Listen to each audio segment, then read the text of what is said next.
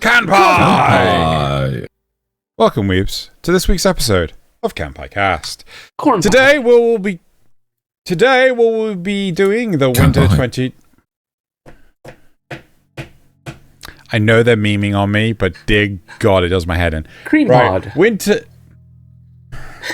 We will be doing the full Winter 2026 seasonal review. So, with the minor exceptions of not covering the last episodes of Hell's Paradise and Fire Force, but these two gentlemen still want to do the episode anyway.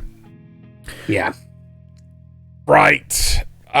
So before we get into the main topic, we're going to talk about housekeeping. Like, comment, subscribe. There we have the audio version, including on Spotify. If you have a desire for the podcast to be put anywhere else, just please let us know, and we can set up some automation to do that. We also have the Discord. You can we have the Patreon. You can ask Patreon questions on my Discord, so we'll have a link to that as well.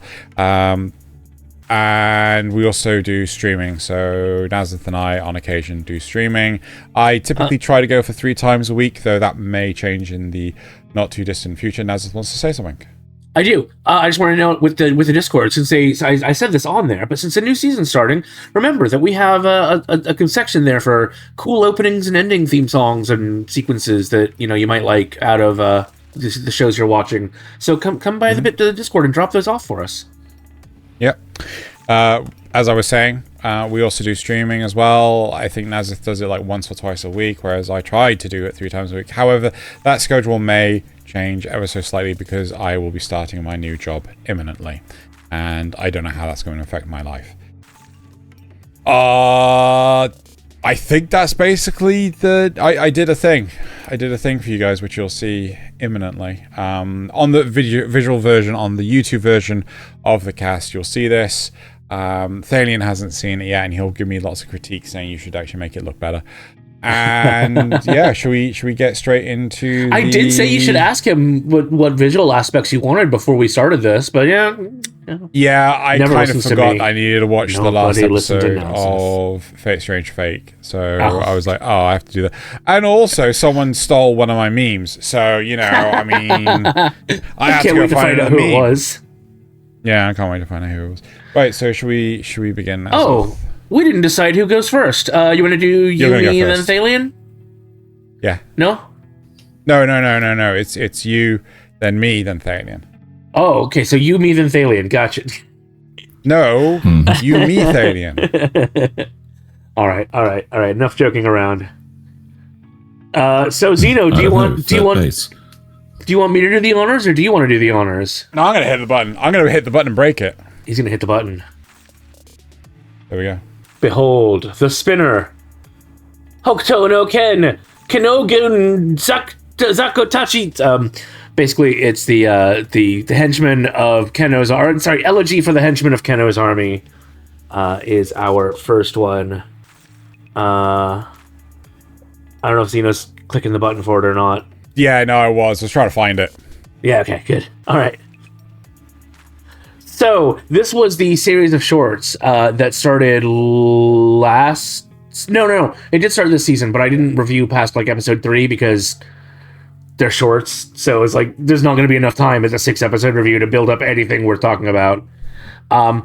Also, this was one that was a week behind, so this also does not technically have an 11th or 12th episode. But because of the way this show works, I don't care. It's fine. This is still 100%. No change. This is a must-watch 2-star, absolutely stupid in every conceivable way possible, and the absolute perfect way to get ready for the new season coming this new series coming this season.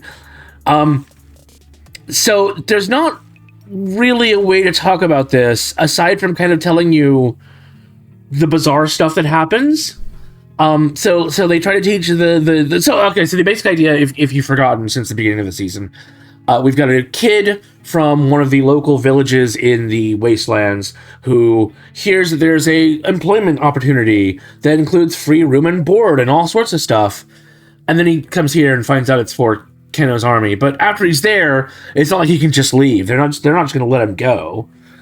So he ends up getting involved in these bizarre situations that are basically poking fun at the Fist of the North Star universe. So they try to teach the newbie how to demand food and water from villagers, but he just can't match the same levels of sheer insanity they do. Like when they say, like, what do you do when you're thirsty? Oh, well, I drink some water from the villagers and then take the rest home to store. And they're like, no. You take some water and you pour it over your fucking head like you're having a shower. And you look all crazy at them while you're doing it. It's like, but that's a waste. Water is extremely precious. What are you talking about? They come up with a plan to pose as villagers, to rob people, and want the kid to judge them. But one of them is dressed up like one of the older guys. And remember, these are all big, beefy dudes. Is dressed up like a granny, and he looks so ridiculous. Of course it won't work. But since he doesn't want them to kill him just because he says their plan is bad, he just says, yeah, it looks fine. My grandma, what big tattoos you have. Kinda, yeah. They try to teach the kid how to ride a bike like an outlaw. One guy nearly cuts his tongue off, flashing a knife and licking it, because he's crazy. Another tries to intimidate the kid and ends up running into a watchtower and blowing up. At least 18 more cases like these happened, with 8 dying, according to the note at the end of the episode. And this is just normal for them. He goes for training at Cassandra Prison, which is a location you might know about if you're familiar with this of the North Star. If you're not, then you won't be. But instead, kind of has an encounter with the Thing. Kind of. Like the Thing, the alien, the Thing. Why do things like binoculars look more like night vision goggles or worse? Because style's important in the Wasteland. It's all about vibes, baby. Which is why they end up thinking King, who is one of the other enemies, uses playing cards to fight and report back as such. They're supposed to be on a scouting mission, but they just come up with this bizarre reasoning. On another raiding trip, they can't even fight off an old woman and some kids, and for once they didn't even start it. Our main character is the only one left alive to return home. They all because of like weird, stupid, like one of them gets hit in the head with a rock, and he stumbles backwards into an empty well. It's just stupid stuff like that kills them. They face their biggest problem yet. This is the last episode I saw. Mohawks are banned. If more people wore their helmets, you see, they might not die as much. But what ends up happening is that without their threatening auras and display of power, they end up physically getting weaker, so to the point that they can't stop anyone from doing anything until they take the helmets off and release their glorious coifs underneath, kind of like Samson. So is this just pure parody of... Yes, 100% pure parody of the world of Fist of the North Star, but like in a way that is clearly loving and respectful of the source material. It's just that the source material is so stupid when you break it down. Yeah, and it makes perfect sense in this, that this is actually what's happening in the background. Keno's army is a lot like orcs, right? They work on belief and vibes, it seems like. Warhammer 40k orcs, yeah. Yeah. Mm-hmm. So that's basically that show. Just without the bad British accents. 100% dumb. They're all like 3 minutes long, so you could get through it in an afternoon if you wanted. Okay, and that was the elegy for the henchmen of Keno's army? Yep. Right. How do I have this written down? Yeah, elegy for the henchmen of Keno's army, yeah. Okay. Right, should we move on to the next one? Sure. You want to hit the spinner, Nasuth? Oh, you did even put them over here for me, too! Sweet. Yeah. Fate, strange fake.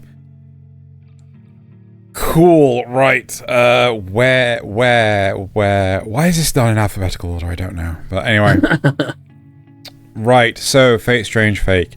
So I actually have to apologize a little bit, at least, because when I reviewed at the 3-episode and the 6-episode review, I didn't start from episode 1, right? So I flubbed this massively. Why is this not starting? Why is the timer now starting? Okay, there we go. It'll appear for you in a second now. Oh, did I forget to hit it? I forgot to hit it. No, it's for some strange reason. I hit it, but it just wasn't restarted. Anyway, sorry, it doesn't matter. Right, so it turns out they'd actually released the first episode of Fate Strange Fake back in December 2024. And the idea was that they were going to release it much like an OVA. Yes. 2024? Yeah. Yes. Yeah, December 2024. Okay. All right. Right. So they were going to release it much like an OVA. So it was like there was going to be an episode like every 6 months or every year.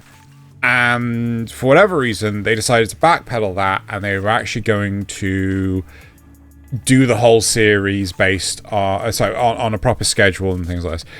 But the problem was they didn't re-release the first episode. And when I saw the first episode on the listing, I thought, oh, that's just the movie. Turns out there was a huge disconnect between the movie and the series that this first episode covered, and I got really, really confused. Additionally, there was so much of this series that I really struggled to comprehend and follow. Watching it dubbed made it infinitely easier, right? So only the last episode, well, I watched the first 6 episodes subbed and got really confused, and then I rolled back, watched the whole thing again from the beginning, dubbed, and I only watched the last episode subbed. And it's so much better. Right, so where am I getting to with the ratings? I'm giving this a 4-star acquired taste. Right? So it's a very, very good series. There are some hang-ups. First hang-up being, it's not finished yet, right? It has got a season 2 coming at some point, and they're halfway through like a really major fight, and it's just like, this is a horrible place to hang up. The animation is pretty solid for the most part, but it kind of goes all over the place in terms of quality. They don't skimp on the combat. The combat looks flawless and perfect. But a lot of the time when they're standing around having conversations, it's just like, this is a bit rough, right? And I'm not talking about from the footage that Crunchyroll accidentally leaked. It's just, in some instances, it was just a bit rough. The story is interesting. The fictional characters that they're pulling from past events is really interesting.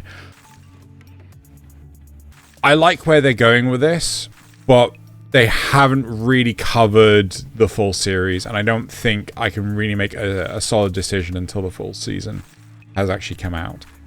I think if you like Fate, you're going to enjoy this. The characters are very charismatic, but there's a huge cast.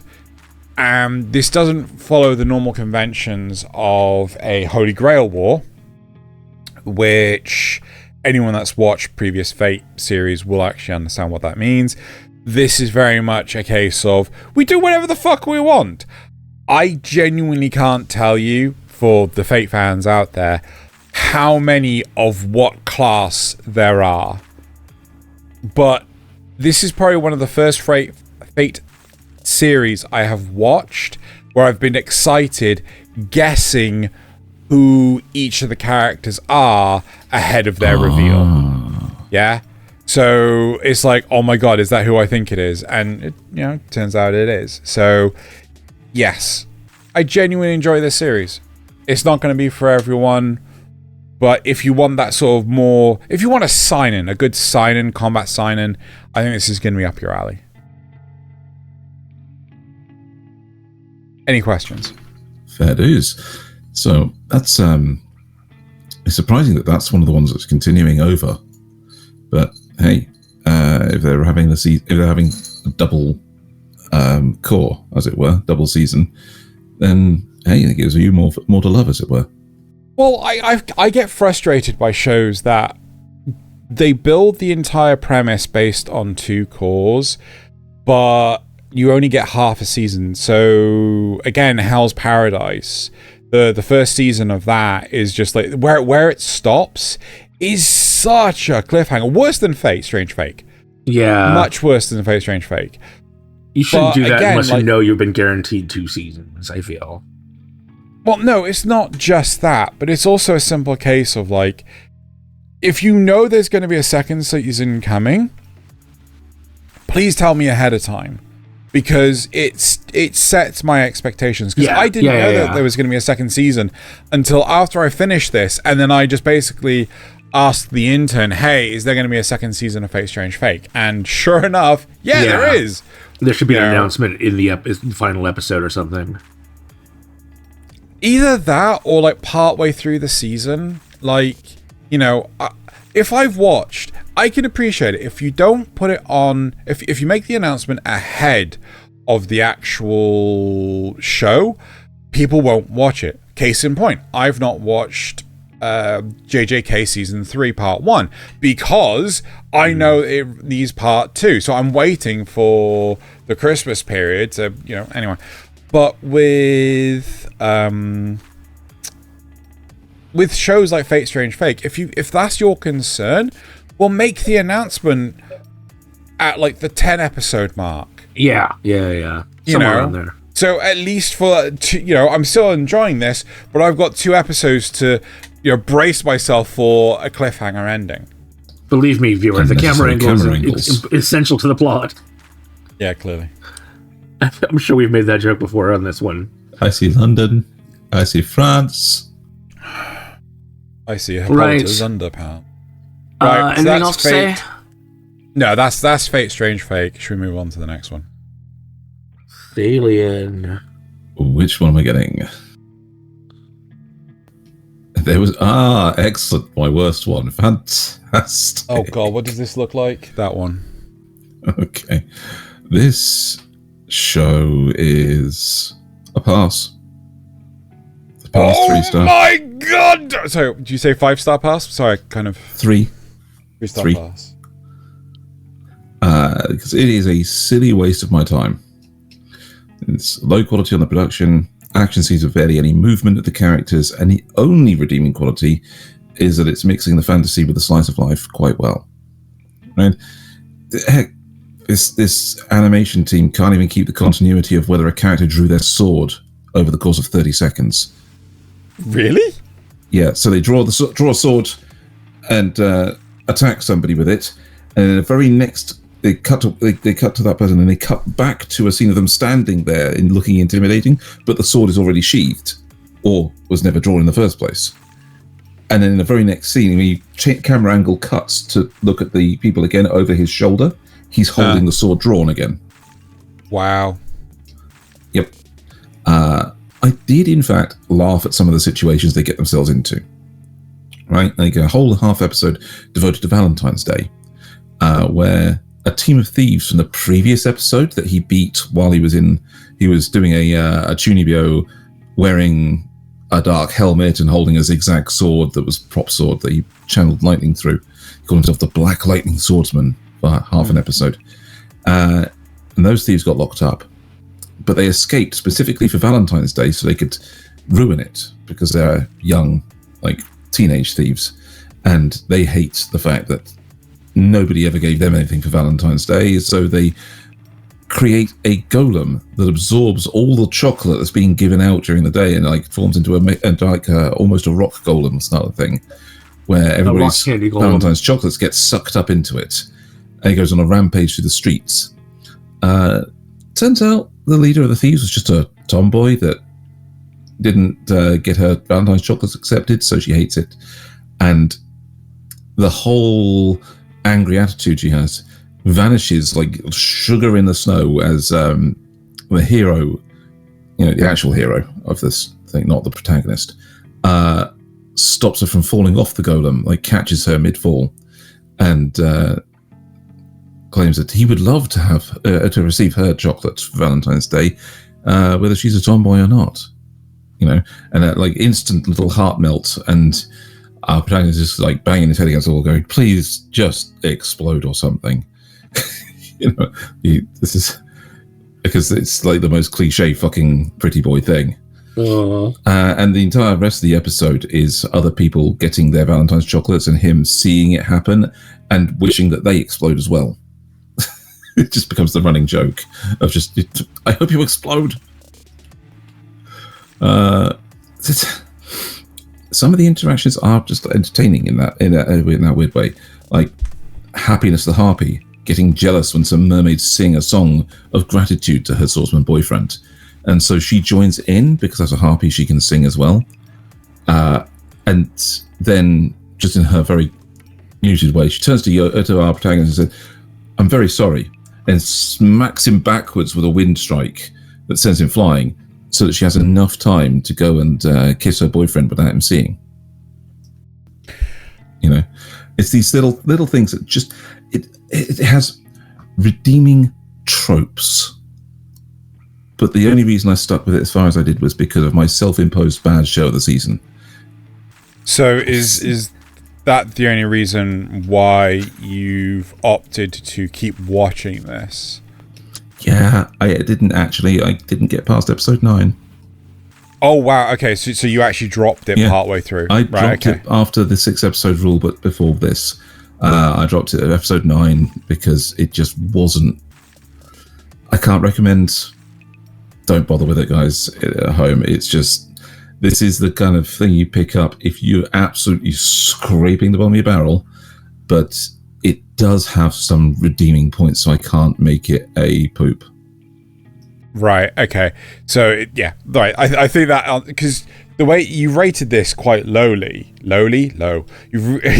rated this quite low, but at the same time, the way you're talking about it has a lot of energy and excitement in it, and it's just like it's a little. But you're saying you couldn't even get past episode 9, right? Nope. That's fair. I say redeeming tropes do not save an overall show, and they did not hold my attention, unfortunately.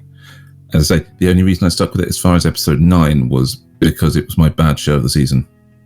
Right. So do you think this is just... Would you say this is just generic fantasy slop? It is fantasy slop because even like the backgrounds seem to be like almost... If it wasn't so low budget, I'd say they're AI generated backgrounds and things. But these are clearly the ones that are thrown together by artists with minimal time on their hands. You know, all the houses are boxes. All the trees have the same like leaf pattern in them. The clouds have like a canvas pattern with a couple of brush strokes over them to make it look like they've been painted. It's as quick and generic as you can get with all of the production quality. I think the setting where this is an isekai protagonist that doesn't get to be an isekai protagonist. He was a demon and he's now joined the hero's party by hiding as a human to make a slice of life. He's not actually being an overpowered isekai protagonist, he's being a slice of life protagonist now. And that little twist, as I say, gives it some redeeming qualities. It's a different take, but it's so poorly done. Reminds me much of I want to say it's like Spirit Chronicles or something like this. There was just one show came out years ago, and it was just some generic para fantasy isekai. Oh god, it's the one where the guy gets he's on a bus, but the bus gets swiped by a train and he gets isekai and everything. Oh god. Like that show was, the budget was quite bad, and like all the houses just look like a singular solid box, and it's just like, this is... Anyway, we move on to the next one? Sure thing. Let's do that thing what you said.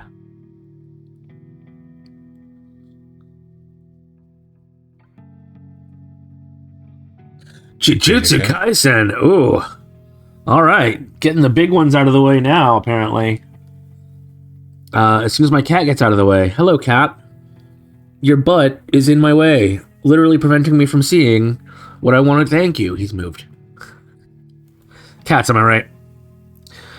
Right. So, JJK Season 3, this was... Oh, thank you for starting the timer. This was a must-watch 3.5, because I couldn't really come down between a 3 and a 4.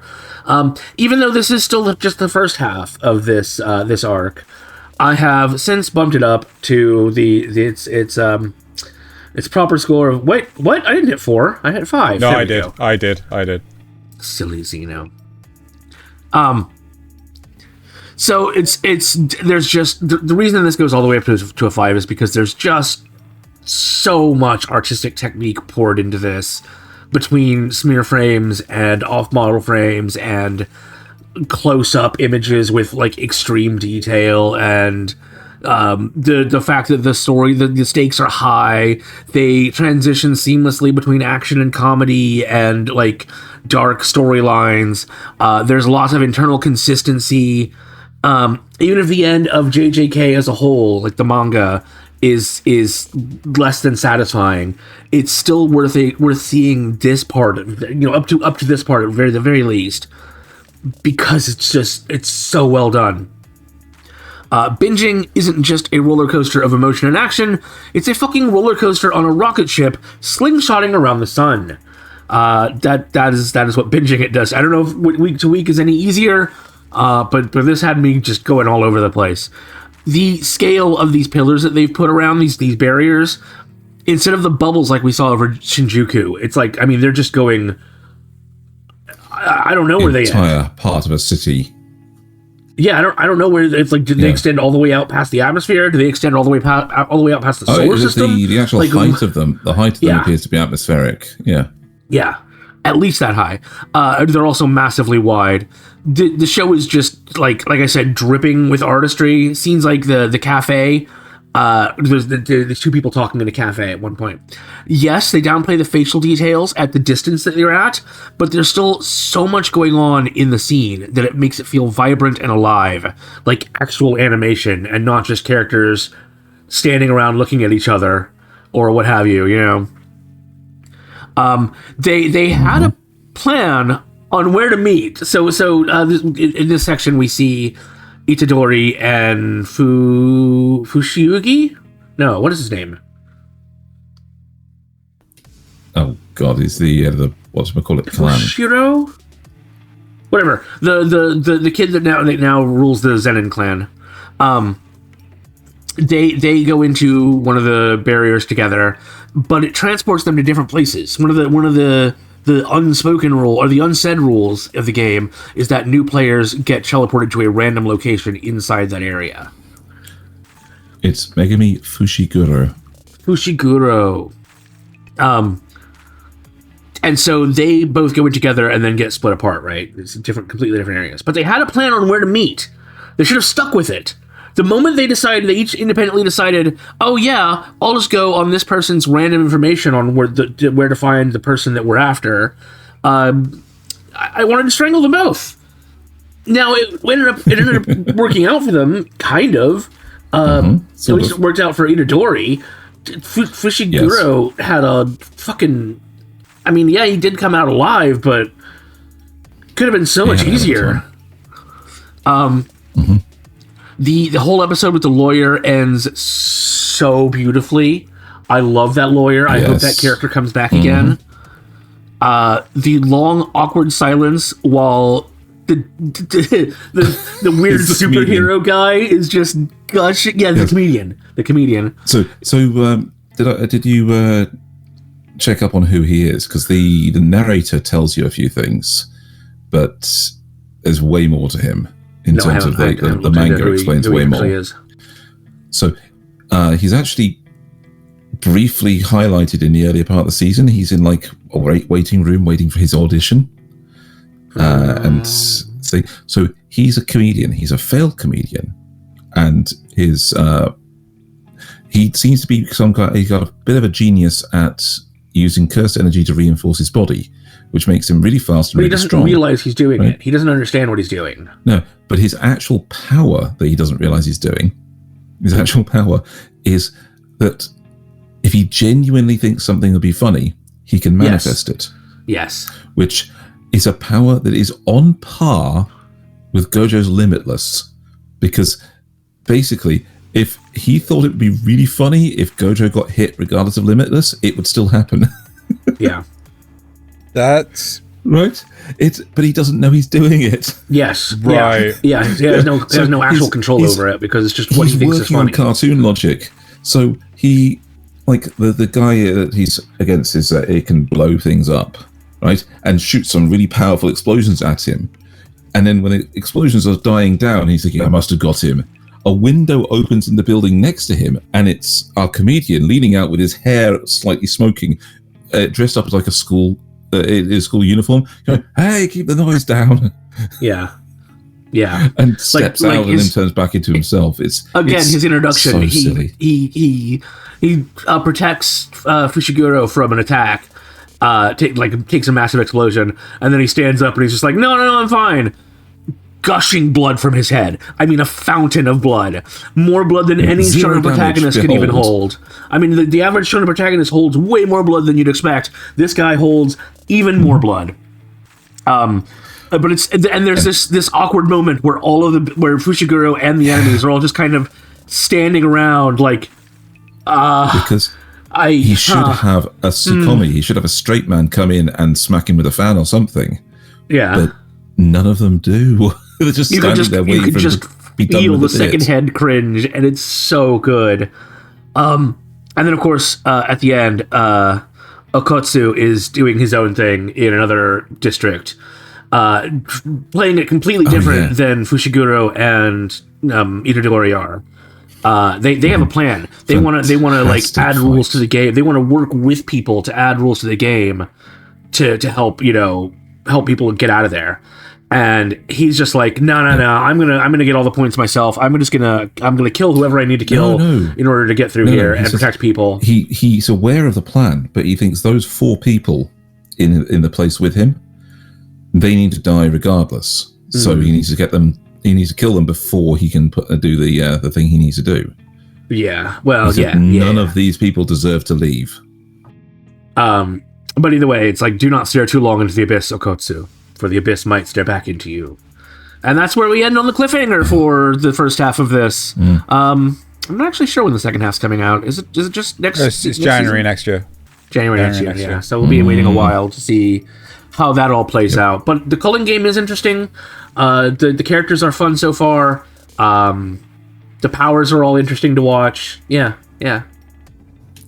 I did love some of the notes, like when they finally convinced the guy from the Fight Club to join them, and it's the final thing that convinced him was like, I'm the head of the Zenin clan, and the guy instantly turns toady and like, hey, let's be friends. And the narrator jumps in with, the next day the Zenin clan was destroyed by Maki. Yeah. Oh my god. Oh, it's so silly. Right, that was Jujutsu Kaisen, which means I think it's Zeno's turn again. Yep. I gave JJK a must-watch 2. That's fair. Frieren, Beyond Journey's End. Oh, yes. Zeno's turn to shit all over that show. Terrible. It's absolute butt. Frieren Friday's over once again. It's all gone. Right. Let's rip off this Band-Aid. 3-star must watch. Yeah, 3-star must watch. Yeah? What are you going to do about it, Thaylien? I see you glaring at me. Right, okay. Don't get me wrong, I have enjoyed this series. But a lot of it feels very much like Tolkien style.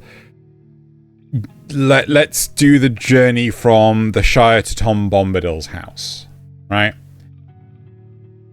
The fight between Frieren and party and the demons, which spanned a couple of episodes, I thought was excellent. Yes. It felt like this was aspiring to establish more about what it's like in the Northern Plateau. Definitely. But that was basically the only part of the series that I felt warranted a 5-star. The rest of it feels like it could have very easily been the start of the series back in season 1. And I was not rushing to continuously watch season 2.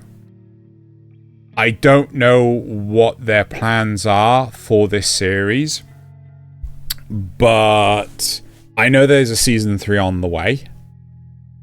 Season 3 is planned for October 2027 already. So far away. And a part of me feels like, well, would it have been better that these 10 episodes were actually bolted onto that season? And yes, okay, it adds another year and a half on before we get, well, year and 3/4 on, before we get any Frieren at all, but we would get more in one go. This feels like a series that strived to accomplish much, but with the amount of time they had, they couldn't. So they just went back to basics. But they gave us some great memes. Mm-hmm. They do give us some great memes, right? But at the same time, I just feel like there could have been... I feel like this whole season could have been handled a lot better, right? Was I disappointed? No. Was I excited? No. Right? I was satisfied. And I strongly recommend people watch this. But I think this is one you could binge in an afternoon and then just be like, okay, wait now for season 3. To put it into perspective, Especially with that damn cliffhanger at the end. This is still higher than Thaylien ranks JJK, so that's still saying something, I think, even if it's not a must-watch 5. Yes. Yeah. I put it must-watch 5 because all the things that Xeno thinks makes it, or detracts from it, the journey, the way it handles the earlier episodes, I see this as the part of like season 1 that made it great. And I wanted to see more of this specifically. I wanted to see more of them wandering in the wilderness and encountering the strange things. Yes, I wanted to see more of the fights. Yes, I wanted to see more of the Northern Continent, but I wanted the journey. That's what I wanted out of this show. So, though that is fair, that's a really valid point. Some of the stuff that I really enjoyed in season 1 was the more exploration into sort of like the side characters. We had that with I can't remember his name, but it's the fight with Aura, right, in the first season, where Frieren's been imprisoned, so on and so forth. I thought that story alone was phenomenal, but I don't feel that in any part of season 2 they recreated that grandiose nature of narrative. But remember, this is Frieren learning to make memories and enjoy what she has now, including the simple things. It's not about the memories you make, it's about the memories she's making.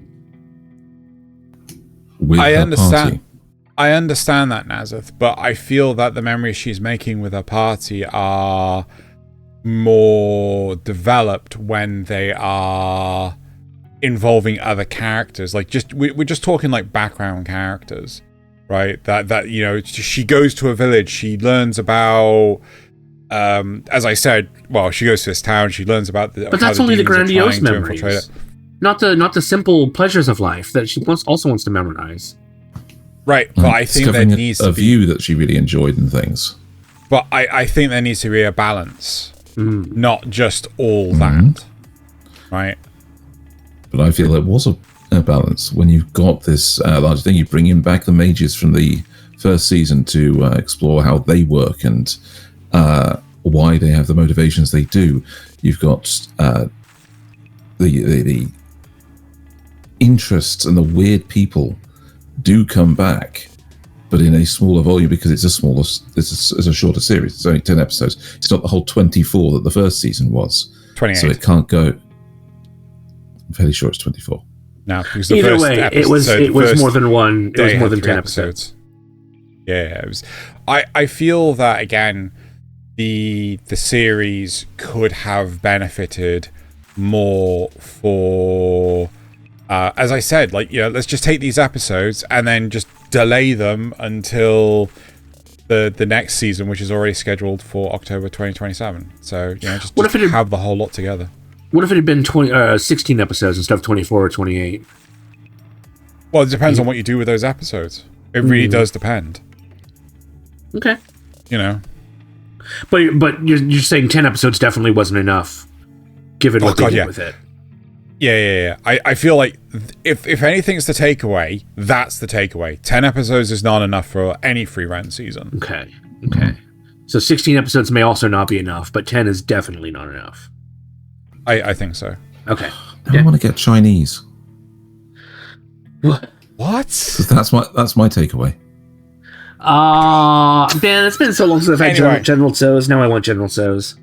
Extra spicy. Anyway, that's my 2 cents on it. Still, definite watch. You should definitely watch this regardless, right? Very much. Must watch. Do you think if you watched this directly after season 1, with no interlude, no break in between, it would be less of a problem that it's slowing down and doing this? I think it'd be more of a problem. Yeah, because, like, you know, season 1 ends at such a high point for me, right? That if it was to actually then end with what happens at the end of these 10 episodes, I would like should have ended it 10 episodes ago. Sometimes I like a good denouement, but yeah.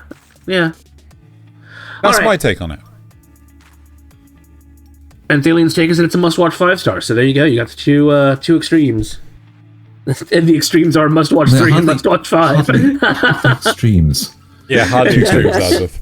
Look, if you rated it a must-watch 0, you'd be like just wrong. You'd be, you know, must-watch 3 is as low as it goes. All right, I say having not actually watched any of it except for like the first 3 episodes. What did you get? Fire Force. Oh, Fire Force. AKA Soul Eater Part 1. It seems to be. So, caveat on this one is I was not aware until yesterday when the most recent episode came out. There was still an episode to come. I checked on everything else. I even checked on things for Xeno because he was asking. And this still got 1 episode outstanding. But I can still make my rating because there's not a single damn thing the final episode could do that will affect this rating negatively. They could crash and burn hard. This is up from 4. It's an acquired taste 5-star. It's as high as I can give it. I can't give it a must watch because this fucking show. So there was a big meme around one of the chapters of the manga when the fan service character Tamaki, she got a moment of recognition, a proper fight, right? A fight with her own moves put her in positions where she was like exposing herself a little bit, and there was a crowd watching her. And a woman started screaming out that she was being shameless. And why is this woman fighting and shaming the Fire Force? You know, you should get her to cover up. What is she doing? Right?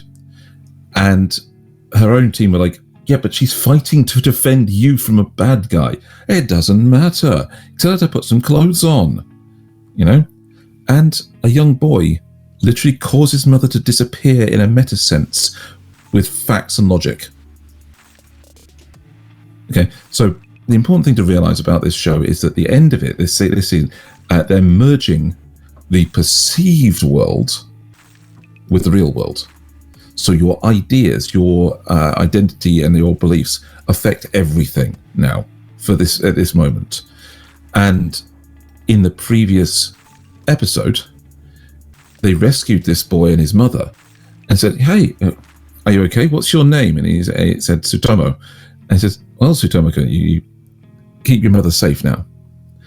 And when he comes into this scene, he's watching on as Tamaki's fighting. And when his mother's calling out, but he says, "But she's really pretty," you know? And they had the argument of, she shouldn't be doing this. It's shame that she's bringing the whole values and public morals down. And her son looks at her, that doesn't make sense, Mum. Would it be okay if she was doing this if she was ugly? And his mother said, oh, of course it would, because she wouldn't be flaunting her youthful body in curves at things. But she's worked for that. That's exercise and diet and hard work for the Fire Force and to bring her into fighting shape. What are you talking about? So, and one of the other Fire Force said, yeah, weren't you a researcher with me at one of the things I went to? And the boy said, yes, I was. So, well, should they, you're obviously smarter than everybody else around here. Should you have to abdicate your job to give it to somebody less smart just because that's more fair? You know, and it goes through that whole logic. It basically ends up saying that that Tamaki is one of these world builder types. So Shinra is the hero, Sho is the angel that protects him, Captain Obi is the light to guide the masses, and Tamaki of the accidental stripping is the drive for the future because she's cute and makes people want to have kids. You know, that's the drive. The drive to the drive for sex is a drive for life. Well, I wanted to watch Fire Force, but now I've lost all interest. But somehow they made this into one of the most impressive battles sounds like of one the of the show. Sounds like one of the least logical arguments I've ever heard. Yeah, but no. So it basically he then brings up the point of, yes, his name is Tsutomu. What's her name? She wasn't named in the show, so who even is she? And she literally vanishes from it. Thanos snaps her out of existence, his mother out of existence, because the story doesn't need her anymore, so she's gone. And they become aware of it in the meta sense that she's just vanished because she doesn't have a name. Anyway, that's a 5-minute thing. I just thought, this is so ridiculous. But they then change it to a meme where Tamaki deliberately strips off the rest of her clothes and drops her tights like Rock Lee's fucking weights. Just like craters the ground with them, you know, as an impact thing, and goes on to win the fight with her friends. The show has gotten more fourth wall breaking than any show that isn't Fooly Cooly. There was even a whole intro shot to an episode that's filmed, not animated, where one of the characters from before the world was an anime, when it was our world, and she's talking about why she's a villain. Basically, all her things for becoming a villain and causing the cataclysm that changed our world into this anime world, right? And how she survived that and is now causing the next cataclysm to finally end the world. And I don't dare spoil more of this because it gets too weird. The standout point I need to hammer home is that it is ideas forming everything that's happening. So the mob has some, and individuals that are named in the show actually have some more weight to it. Spreading despair, killing their heroes, and so on will make the people of the world want to give up. And so a dollar turns into the world's destruction. But if you even have one person to bring them hope, like Arthur, the guy with the plasma sword, he's on the screen here, the blonde one. He actually gets stronger anyway in the earlier parts of the story by imagining himself as a knight and fighting harder. In this case, it works. It actually makes him stronger and able to do things he shouldn't be able to do. There's almost like a Scott Pilgrim reference where he puts on a ring and words appear in the air saying, Arthur equipped the star ring. And those words are real and he actually stands on them for a bit. The show is more insanity than I've ever expected when I started, ever could have thought of. This gets right out there with the existential stuff. And I can only say watch the show. If you like the first part, you'll love the rest. It only gets better. You know, you're looking tense. Yeah, I mean, like, this I've got to ask the question, right? I remember season 1 of this series where it was the main it was a case of like fire works differently in this world, and people would spontaneously combust, right? And they would turn into fire demons or what have you, spreading fire. And you know, the basic motto was fight fire with fire, right? So you had effectively these pyromancers who could control fire. I'm using pyromancers just to do further thing. Allow people to understand better. But now it kind of feels like the author has been trapped in his office for too long. He's been high on his own farts for so long that effectively we've got another Attack on Titan situation where it's reality is being warped to a point of it's down to popular belief. No, so this is actually a shift that's brought out and foreshadowed all the way through. The reason people are spontaneously combusting is because the other side, Adola, this world of perception, has doppelgangers of everybody, and they are trying to take over the originals and become real. Okay, and so every single time that there's a spontaneous combustion is because it doesn't work, and so they're trying to merge Adola and the real world, so that the people can merge with their doppelgangers properly and become real. But then there's a group that will say yes, and because of this, because everybody merges, becomes real, their thoughts become real, and the ultimate end of this is that the world is destroyed because everybody believes that death comes for them all. But you spent the better part of 5 minutes telling us this one narrative point of a woman ceases to exist because she doesn't have a name. Yes, that's a consequence of this. The goal of the villains is to end the world by eliminating everyone and turning them back into the ideas of the world. And then the goal of the heroes is to stop that from happening. That's as simple as it gets when you boil it down to it. But the method is so out there that the events that happen, like a whole woman disappearing, or or having a fight on the moon which is turned into a giant face, is all possible. Okay, I'm gonna leave it there. I've gone let's double time on this one, but yeah, no, I say watch the show. If you like the first season, you will love the rest of it because it only gets more bonkers as it goes. Nasuth? All right, that was Fire Force.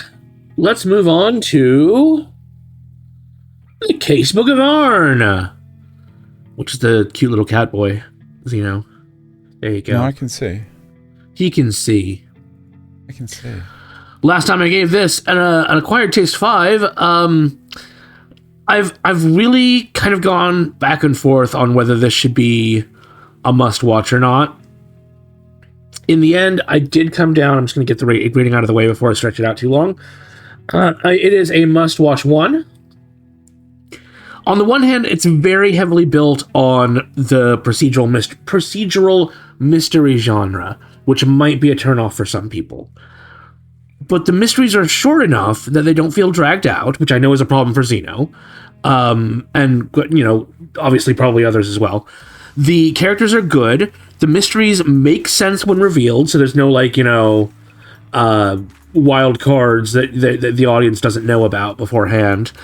And there's really just nothing to drag it down, and only good points that I can really think of.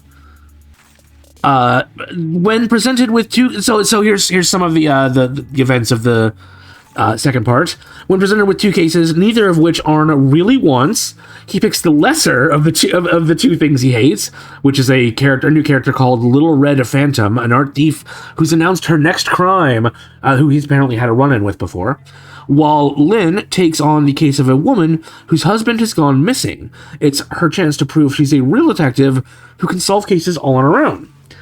But it turns out that the husband was only the first of many male disappearances, which includes boyfriends, and it turns out that the cases aren't as separate as they first appear. I had a suspicion earlier that when they showed this statue of a fairy said to trade artistic talent for your life, that might be the cause. And or you know, it's like it's either that, or it's a really, really obvious red herring because it's so obvious. Ooh, cute little raspberry? Blackberry? I don't know. Fruities. Will I tell you what the answer is? No.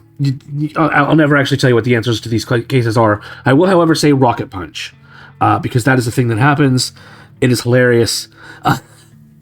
The team in general is honestly really fun. Even the comic relief character, who was the other vampire that they fought in the first 3 episodes. No, 6 episodes. After Arne reclaimed his heart, he got turned into a little plushy character, and so he's kind of the comic relief. Still really fun, even him. The show really loves bittersweet endings, though, so be aware for that. It's like the mermaid one that I told you about last time, where it turned out that the mermaid didn't kill her partner. Her partner just kind of... she did kill her partner, but she thought her partner was trying to kill her. And it turned out that, yes, she was, but only because, like, she didn't want to leave her. Mermaids live so long and humans don't. Anyway. The next case is on the surface about I didn't start the timer. So, you didn't start the timer for me. Sorry. Next case is on the surface. A wife suspects her husband, who is the Invisible Man, of cheating. After an accident that left him mute, which is extra tough when you're invisible, his entire personality changed from kind to cruel, and we also find out that he disagreed with his other family members, who are also invisible, on how to run the family business. But now suddenly he's more in line with them. The obvious conclusion here, which I think everyone will make, is that they killed him. The accident wasn't real. They killed him, replaced him with one of them. Who's gonna know, because they're invisible, and he's mute, so, But yeah, yes, although there is a part of this story that they don't tell us, and I'm not sure what it means. Because early on, the wife is, like, giving away jewelry to, like, homeless people and stuff. And then at the end, we also see her running out of Arne's castle looking really desperate. And they never really actually conclude this case, which is really weird. It's the one thing that felt kind of off. But they do give you the general conclusion about what happened to the husband. Which, again, I won't tell you. The next is a locked room murder. A musician dies from some kind of stab wound to the back of his neck, but the room was locked from the inside. The only clues are a loud crash before it happened, pet food, even though pets aren't allowed in the building, some broken plates in the room, some of them on top of his body, and most obviously an open ventilation duct that heads out back. Some of these clues start to make sense, but unlike the others, I didn't have an immediate guess of what it could mean. And the reason that is because I wasn't thinking supernaturally enough. After seeing the solution, this is probably the weakest, but also acts as a bridge to the final act of the show as a whole. And you'll never believe who the final case is about. Not in a million years. Not going to tell you. But I kept wondering if if this character would also ever show up, because it is, a vampire show about vampires that gave their lives to our main character to make him be a thing. Anyway, this is some Castlevania bullshit, which is a twist on my classic line of Evangelion bullshit. And we end not with a mystery, but a heist and a battle for their lives. I'm 100% fine with this. It uses a very similar skill set of planning and creative thinking, and I would 100% watch more adventures from this setting. But there are so many other hearts that he's got to recover, if he wants all 9 of them. I think it's 9. But if it ends here, I'm satisfied as well. I think this is a really good season. Showed us a very nice look at this world and ended on a high point. So there you go. That's the Casebook of Arne. Nice. That's good to hear. It's the bittersweet nature of it that sounds. That might be the only downside. It really adds to the flavor. Yeah. I'll say it adds to the flavor, I'd guess. I should say not every case ends badly or bittersweet, but the general They do like it. Yeah, they're not afraid to do that. Not every case ends with a happy ending. Right. So I think it's your turn. Yeah, boy.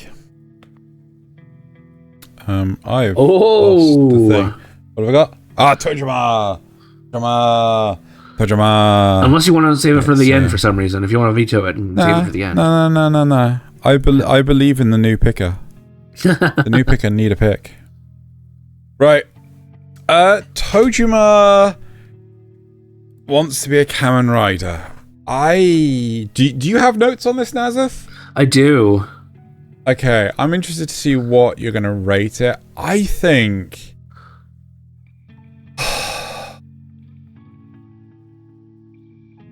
My gut says this is a 4-star must-watch. I gave it a 3-star must-watch, so basically, yeah, I can agree with that. Okay. Is this going to be for everyone? No. But the parody takes it up a new level. I don't think at any point in time you need to have watched Kamen Rider. You just need to be culturally aware of it in some degree.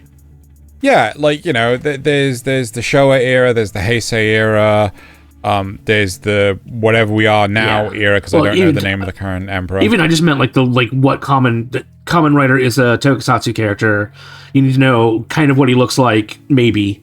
And I think the big thing is, song. at some point, the point is, at some point in time, everyone has watched some degree of Power Rangers. Yeah. Right? Yeah. It's a singular person who, for some strange reason, and I do mean for some strange reason, can transform into the Masked Rider or Kamen Rider, and he beats up monsters. Right? That's it. Like, that's the staple across all iterations of Kamen Rider. Heck knows how he gets those powers. Sometimes it's explained. Most of the time it's not. But Kamen Rider's Kamen Rider. He's going to Kamen Rider. Basically, yeah. I love how effectively the moral of the story is, if you've got heart, then nothing can hold you back. Yeah. And it's a fantastic series. I've watched a non-zero amount of this dubbed. Because certain friends of mine prefer to watch things dubbed, because then they can scroll on their phone.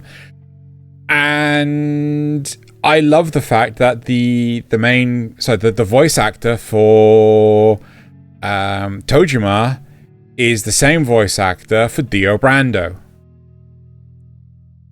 The voice, to me personally, does not fit him, because he has such a deep baritone voice. Is baritone the right term? Well, his performance is spot on all the same. His performance is absolutely fantastic. Just the point, I believe I'm rated as baritone. Then probably yes. I have criticized that I don't like that pretty much every female character in the series, bar one, is stacked. Right? Yeah, they all... Yeah. I have a note on that too. There's just so much effort put into the punch deformations, especially on faces. It's got to be where 50% of the budget went to. Of course, they also put a lot of effort into giving all the girls massive titties. But I mean, when you're already doing one kind of fan service, you might as well go all the way. But at the same time, there is such a range in the female characters. Yes, okay, there's only realistically 2 main female characters, but I'd rather them being powerhouses unto themselves than the damsels in distress, which happens so often in a lot of media, right? You know, where female characters are portrayed that they can't do anything for themselves, right? So I very much value that over the fact that, you know, they have to have this different body proportions or anything like that. They have to. My major criticism. They got the one idol who's who's really chunky, and Yes. you know, I know. is treated well anyway. Speaking of, right, I have major criticism partway through the series because the narrative pivots massively towards this one pop idol who has put on hell of a lot of weight because she loves ramen. She goes for a run, she gets all of 100 meters down the road, and then she goes to ramen stand and has 2 bowls of ramen and then goes home, right? So but she loves ramen so much.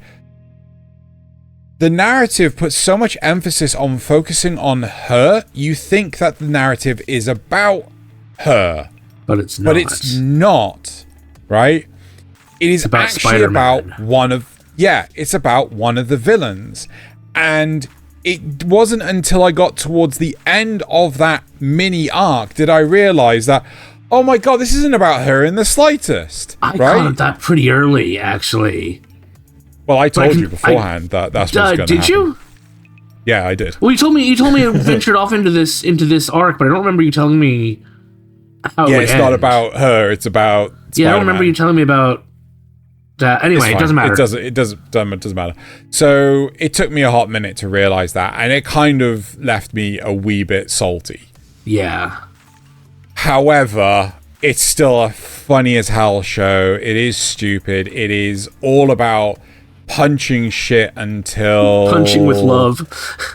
Yeah, basically it is. It is just about, you can overcome anything, and, I can see one of your notes is, but the burning spirit is too infectious. This is some Gurren Lagann bullshit. It really is.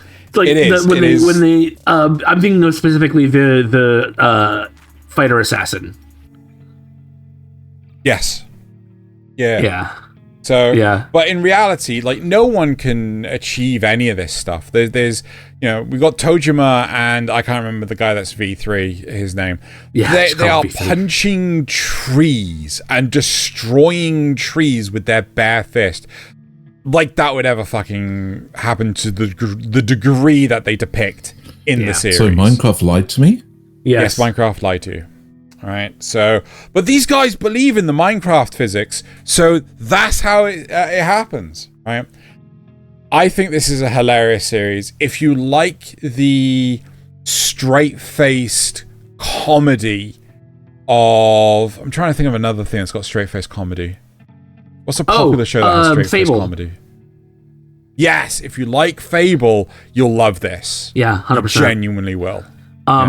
I think my only argument with the climactic battle is how absolutely frenetic the music is. It keeps shifting between all the various different themes, like at 0.2 femtoseconds speed. But otherwise, it's perfect. Sorry, say that again. The music during the climactic battle, they keep shifting between all the different themes. Like they'll play one for 0.2 femtoseconds, and then shift to another one, and then shift to another one. They do it really well. It's not seamless, but it is still really well done. Yeah, but I think that's my only complaint, and even that's not that bad. Again, must watch 3, not or must watch 4. Yeah. So yeah, go watch it. It's really good. I would love a second season, but also they don't really need one. Yeah.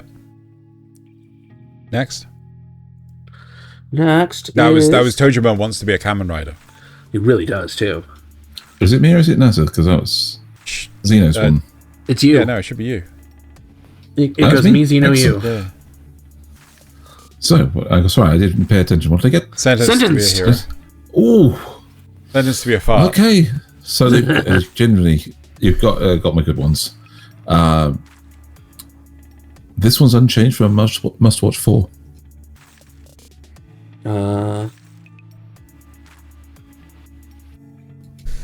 This is one of the shows that genuinely makes me want to go pick up the manga.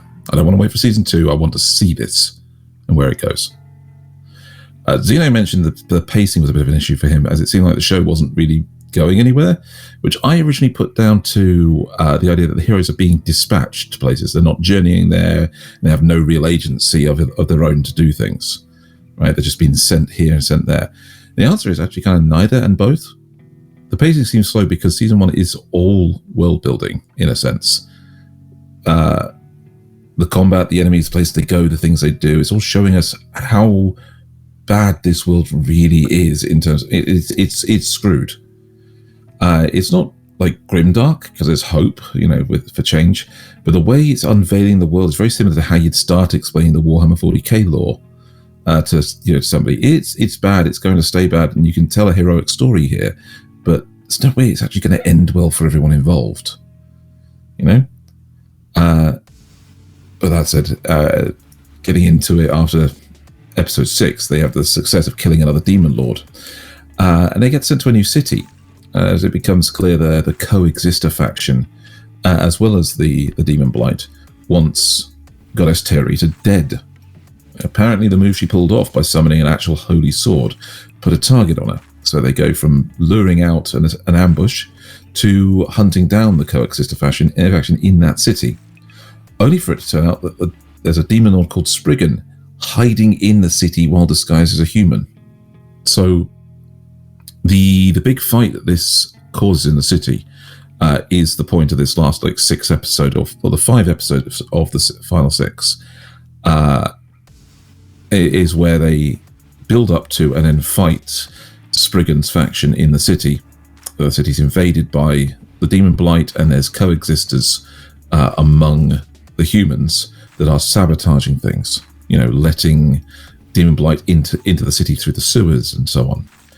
And Captain Kivia, the female captain, finds out just how deep that goes and has to make a very dark choice because of it. And without spoilers, we find out some of the truth behind what the heroes are. We apply a lot of why the heroes are too, just from finding out what they are. The shadowy forces moving around, and the powerful enemies making plays. Even the goddesses are explained a little bit more as to, why they do what they do. And the exposition at the end of the season, the final episode, is extremely relevant, but I have never been so impressed by a cliffhanger ending. Because this is one of those ones where I will say to people that the stars knocked off by me saying, well, if there's a season 2, wait for it to happen. You must watch this, but wait for season 2 to happen before you do, so you're not left hanging. It's only kind of partially cliffhanger. I could leave the show as is, and I would still recommend people go watch it. But I want to continue the story so much that we're going to actually go look up the manga and read it. In the same way that you looked up Dandadan, I think it's a light novel series. I don't think it's a manga. Still, the only other detracting factor is that the thing that Xeno called out in the fight scenes seems to be a prevailing stylistic choice that they've gone through with the whole thing. So if you're not a big fan of the way the shadows on characters disappear for high action fight scenes, yeah, you won't like this. But I don't think that's necessarily a problem in high octane fight scenes, because it's just it's particularly a problem when characters are stationary in an environment that is well lit. There should be shadows to some degree. Yeah. Right now we can see a character on screen at night time, and he's got no shadows on him, but I wouldn't expect to see shadows on a character at night. But when it's you get the idea. I get you. So I can honestly see that not everybody would enjoy a full season of groundwork on a bigger world, but I loved every bit of it. Every bit. The breakdowns where they took 15 minutes out of an episode to go and explore some of the world. They even pulled a Mushoku Tensei with one of the episodes in the opening sequence where they completely ditched the opening sequence and instead rolled the opening credits over a shot of the city that they go to, exploring the different areas, watching people go to the markets and things, and even revealing a bit of the foreshadowing for what was happening in that episode by showing a cart being loaded up with the lightning staves they use, but hidden in sheaths, which if you're just enjoying the thing, you don't know what that is until suddenly you realize that, oh yeah, in the thing there's traitors among them, and that was arming traitors later on. It's really well done. I love the show. I want to see more. I'm going to see more. Did they ever come with a proper definition at all on what a hero is? Yes, that's definitely something they go into, and they explain even more of it in the final episode. It's a little spoiler territory if you want to get into it. No. It's just like, because that was one of my biggest bugbears. Basically, you know how the goddesses can summon things? You might have encountered the other ones before episode 6. So Teary does summon swords. She's the goddess of swords. There's a goddess that summons poison. The first goddess summons heroes. I don't know if you can hear that alarm going off. I can. Yep. Yes. Oh, good, it stopped. Okay, so she originally summoned heroes from another world, but of course, the other heroes had different ideas and morals, so they stopped doing that and started instead summoning the dead as heroes, which is why our heroes can go to the shop, as it were, if they get killed and get brought back, because she just summons them again. And of course, it became a punishment rather than actual heroing because of political maneuvering, basically, where they could get people they didn't like killed and brought back as heroes, and eventually it became an overall bad thing to be a hero. And it's all deliberate maneuvering by the people in charge. Is it just a simple case of like, because they don't like the character, because they don't like the person, nobles should be allowed to rest. Fight. Criminals should be forced to fight over and over and over and over again. Unendingly. Yeah, is that basically it? Like, you know, yes. And so that's why our protagonist has actually been sentenced to be a hero, is because he knew an inconvenient truth about goddesses and had to kill one, and so he's been got out of the way. But so what happens if he just doesn't follow suit to report for duty or anything? Summoned to be a prisoner. In the episodes. So it does get explained. That's in the very early episodes. You know that those marks they got around the neck? Yeah. Right? Those will kill them if they disobey. And if you're killed and brought back, you lose some of your memory. And eventually, you won't remember why you were made a penal hero at all. You won't remember you're a human, and there's an actual character that this has happened to that is like nothing more than a berserker. Right, okay. And you see what happens if they don't do what they're told. Eventually, you'll go along with it anyway, because there won't be anything left. There won't be anything if you left. Yeah. That is actually pretty dark. And that is pretty dark. On our Discord, F and Door seemed to agree with you that this was a good show. So there you go. Yes. More reason to come to the Discord so you can tell us about our opinions in real time. Okay. Mm-hmm. Sentenced to be a hero. Must watch 4-star. Ganglion. My other series of short animations. And also if I remember, it's also a must-watch 5-star. This is so much fun. It's just as much fun. So this was 24 episodes, so it started in autumn last season. But since they're only shorts, they're only, again, like three minute shorts or something, it's still a really fast watch. I could probably edit these all together into a one long OVA episode, essentially. It's just silly fun. It's strangely touching at times. Definitely better binged. I cannot imagine having to wait a week between these short episodes. Better still if you edit it into a single episode, which I plan to do. After a battle has... So again, the very brief synopsis. Our main character works for the bad guys, Ganglion. He's a member of Belv, which is one of the units of Ganglion. The good guys are really... Well, both the good guys and the bad guys are really just a cover for retired police officers and what have you, bureaucrats and other such things, so they can still they end up essentially providing entertainment to the public. Because Ganglion's never going to win. It's always going to be Hope Man that wins. They always, they have an agreement. But the people love watching it. And so that's why they keep doing it.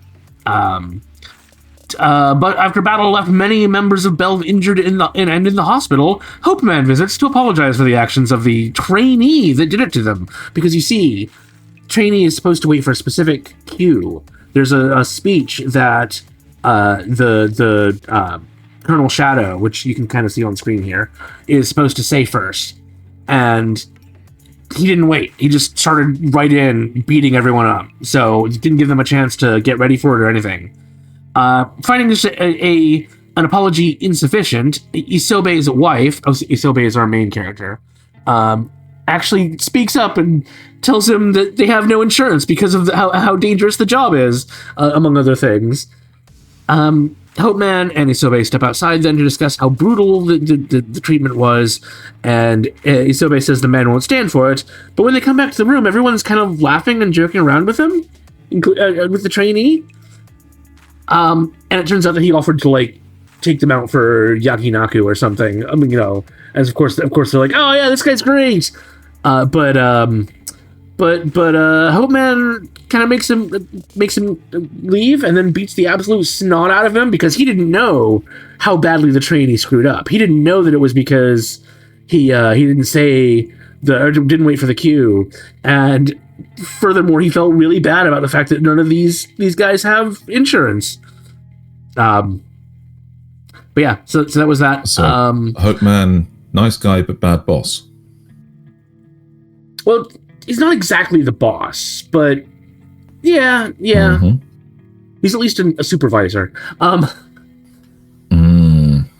So then we get into Baron Shadow falls into depression because they never win, which leaves Isobe in charge.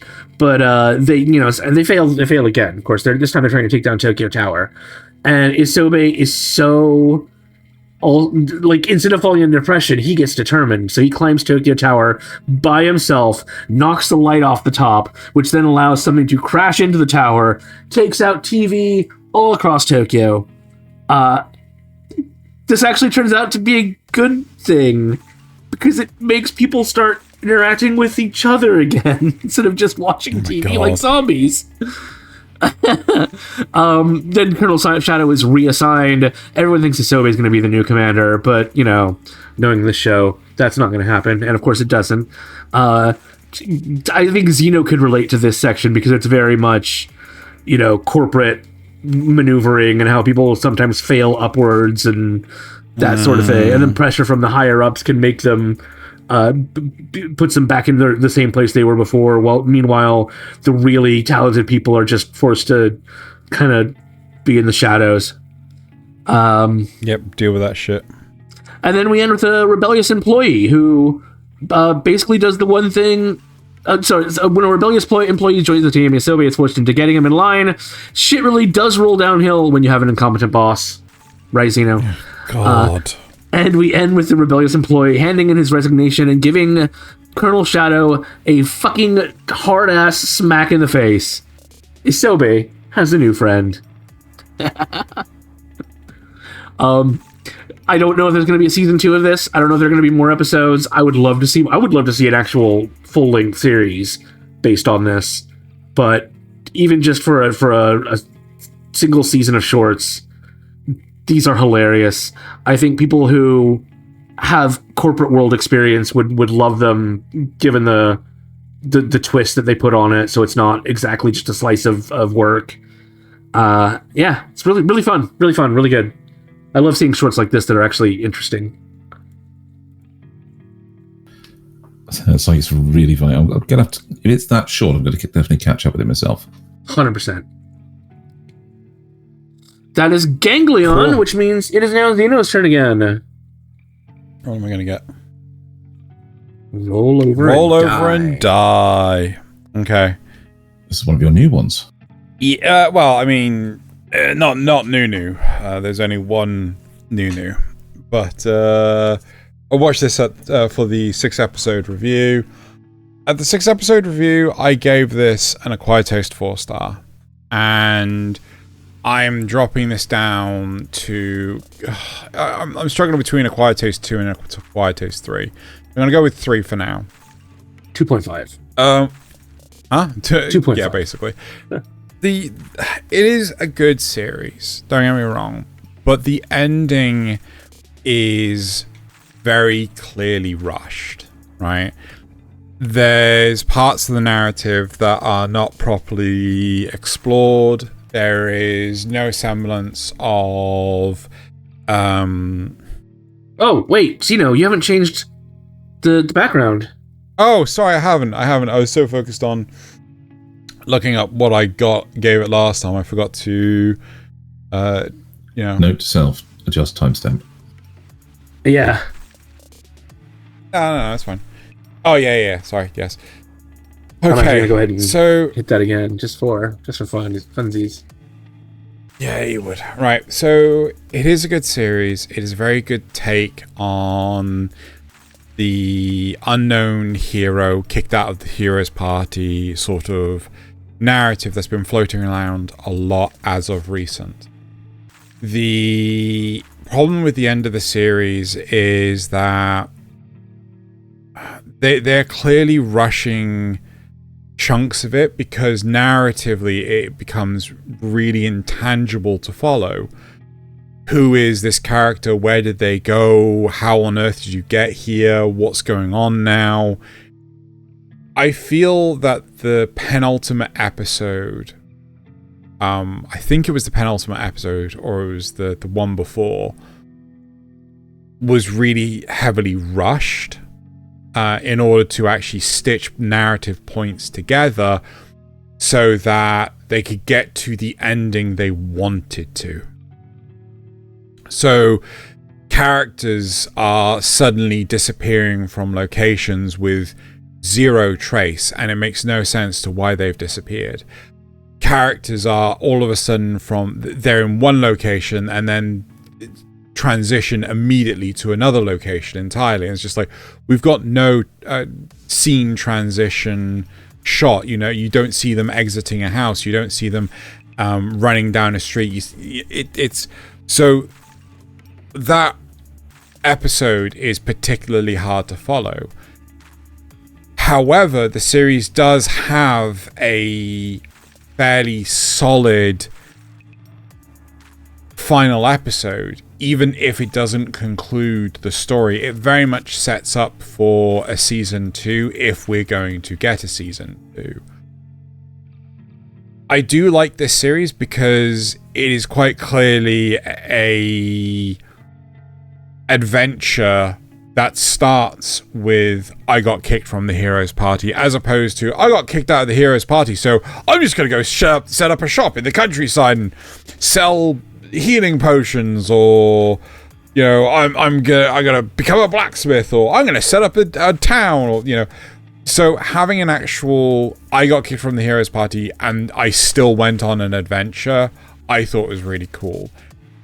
It is also quite interesting how the hero's party still exists and they are focusing on the the plight of humanity versus the demons, whereas our group is actually unraveling the mystery of what is going on in the capital, right? So it feels very much like a pseudo D&D adventure in that regard, because it's they're kind of unraveling the thread that was kind of thrust into their hands, if that makes any sense.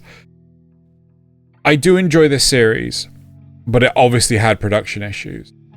I do feel that the animation decreases over the course of the series, but not enough for me to just go, oh my god, this is hot garbage. And I hate the fact that it wasn't until the last episode, or the penultimate episode, where they explain what the hell the demons are.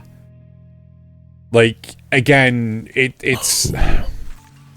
If you're going to introduce a faction or race or something like this that has a key role in the narrative, you don't wait that long to explain what their role is.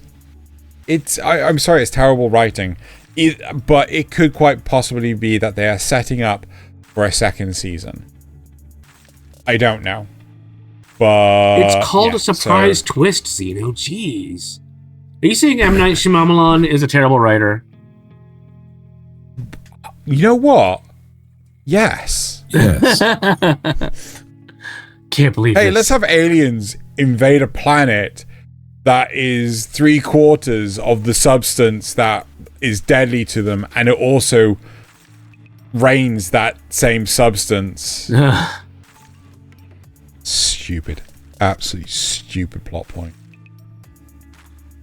I was referring to the movie Signs. It is Signs, isn't it? Yes. Yeah. Yeah. Oh, so... I was reading a fiction where somebody did the opposite of that, where they made the aliens needed rain to live in. Not actually just water, but the rain specifically, because the falling drops help them sense things. And so they actually used the weather. They used a weather machine to change the world slowly so it was raining all the time and took over the world that way. That's dumb.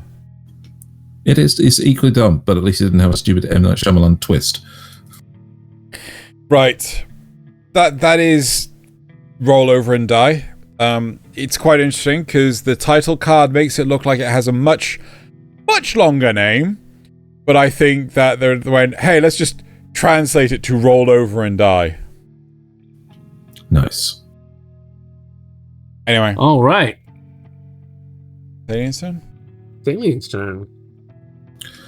Oh, Misanthrope teaches a class for Demi-Humans. Oh god, this one, like that one. Yes. Yeah. So this one for me is unchanged. It's an acquired taste for. Top Master creating an accurate cat kill. Oh, is that what goes around outside your house. Yeah. Oh no, it's a motorbike with a very tiny penis. I mean, what?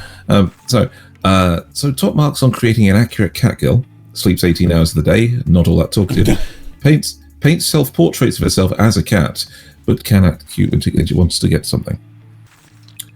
So, picking up from the graduation of the mermaid character in the 6th episode, they introduce new girls into the class, each with their own reasons to become human, each with their own quirks. Dragon girl, cat girl, mouse girl in this round. And there's a surprising amount of topics discussed in a short space of time. Characters have a long, tragic backstory that just want to find love. Characters that were asked to be at the school to turn human and didn't want to turn human themselves, but did it for the person asked. Even one character that cheerfully reveals that she's been alive for so long that turning into a human will finally give her a chance to actually die. It's a lot of difficult topics wrapped up in this very cheery and upbeat package. The show actually progresses really fast. By episode 9, a whole new school year has gone past and another student graduates to become a human, with more students moving up to the intermediary class. We even get to see our protagonist, the teacher Ray, have his own past catch up to him because of the increase in students. So a new teacher has joined the ranks, and it turns out to be the student that he tried to help at his previous job and was the cause of him getting fired. She's now grown up and starting to get jobs, and she managed to get herself a teaching job at his place. So the story from that was even revealed, where he was trying to call out the fact that this girl was getting bullied, but because the bully was the daughter of the school's biggest donor, the school covered up the scandal and instead accused him of having inappropriate relationships with the student. The student was expelled and the teacher was fired to protect the bully just because the bully's parents donated. So you can see why he hates people. It was all done to cover up the basic stupidity of humans. So there's a bit of a complex relationship between this new teacher and himself, while he's also dealing with the slightly simplified versions of the other struggles that all kids have when growing up and trying to find out who they are. Except some of these girls are only kids because of the school. Like the dragon girl I mentioned is thousands of years old. And she's come here because she finally wanted to understand why the princess she met thousands of years ago went with the prince that came to rescue her, despite the prince not being a very good guy and the dragon fully capable of protecting her. Which anybody watching it puts down to the fact that, oh no, this princess doesn't want the prince and all his companions to die to the dragon, or for this to then cause an even bigger dragon hunt when they do, when they do die. So she's gone with him to like say, yeah, just don't hurt my friend, kind of thing. It's a bit simplistic for the audience, but you can see these things way down on all the characters, and most of the things are actually really charmingly done. There's a bit of fun with some of the introduced characters, like a witch that owns a black cat that she wants to become a human. That's why I mentioned the cat girl earlier. And I think the witch is the closest to they get to fan service in this show, because she's very heavily endowed with large tracts of land. But it's like the mildest form of fan service you can get. The show's cute. It's not all that deep, even though the topics it discusses can be.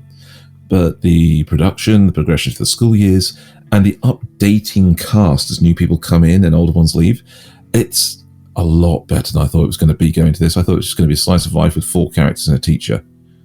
And no, it keeps changing up the cast and changing around the situations that it's dealing with. So it stays interesting the whole time. I was impressed.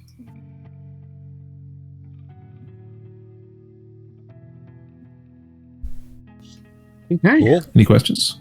No, I mean, to be honest, this is one that, from the sounds of it, it has.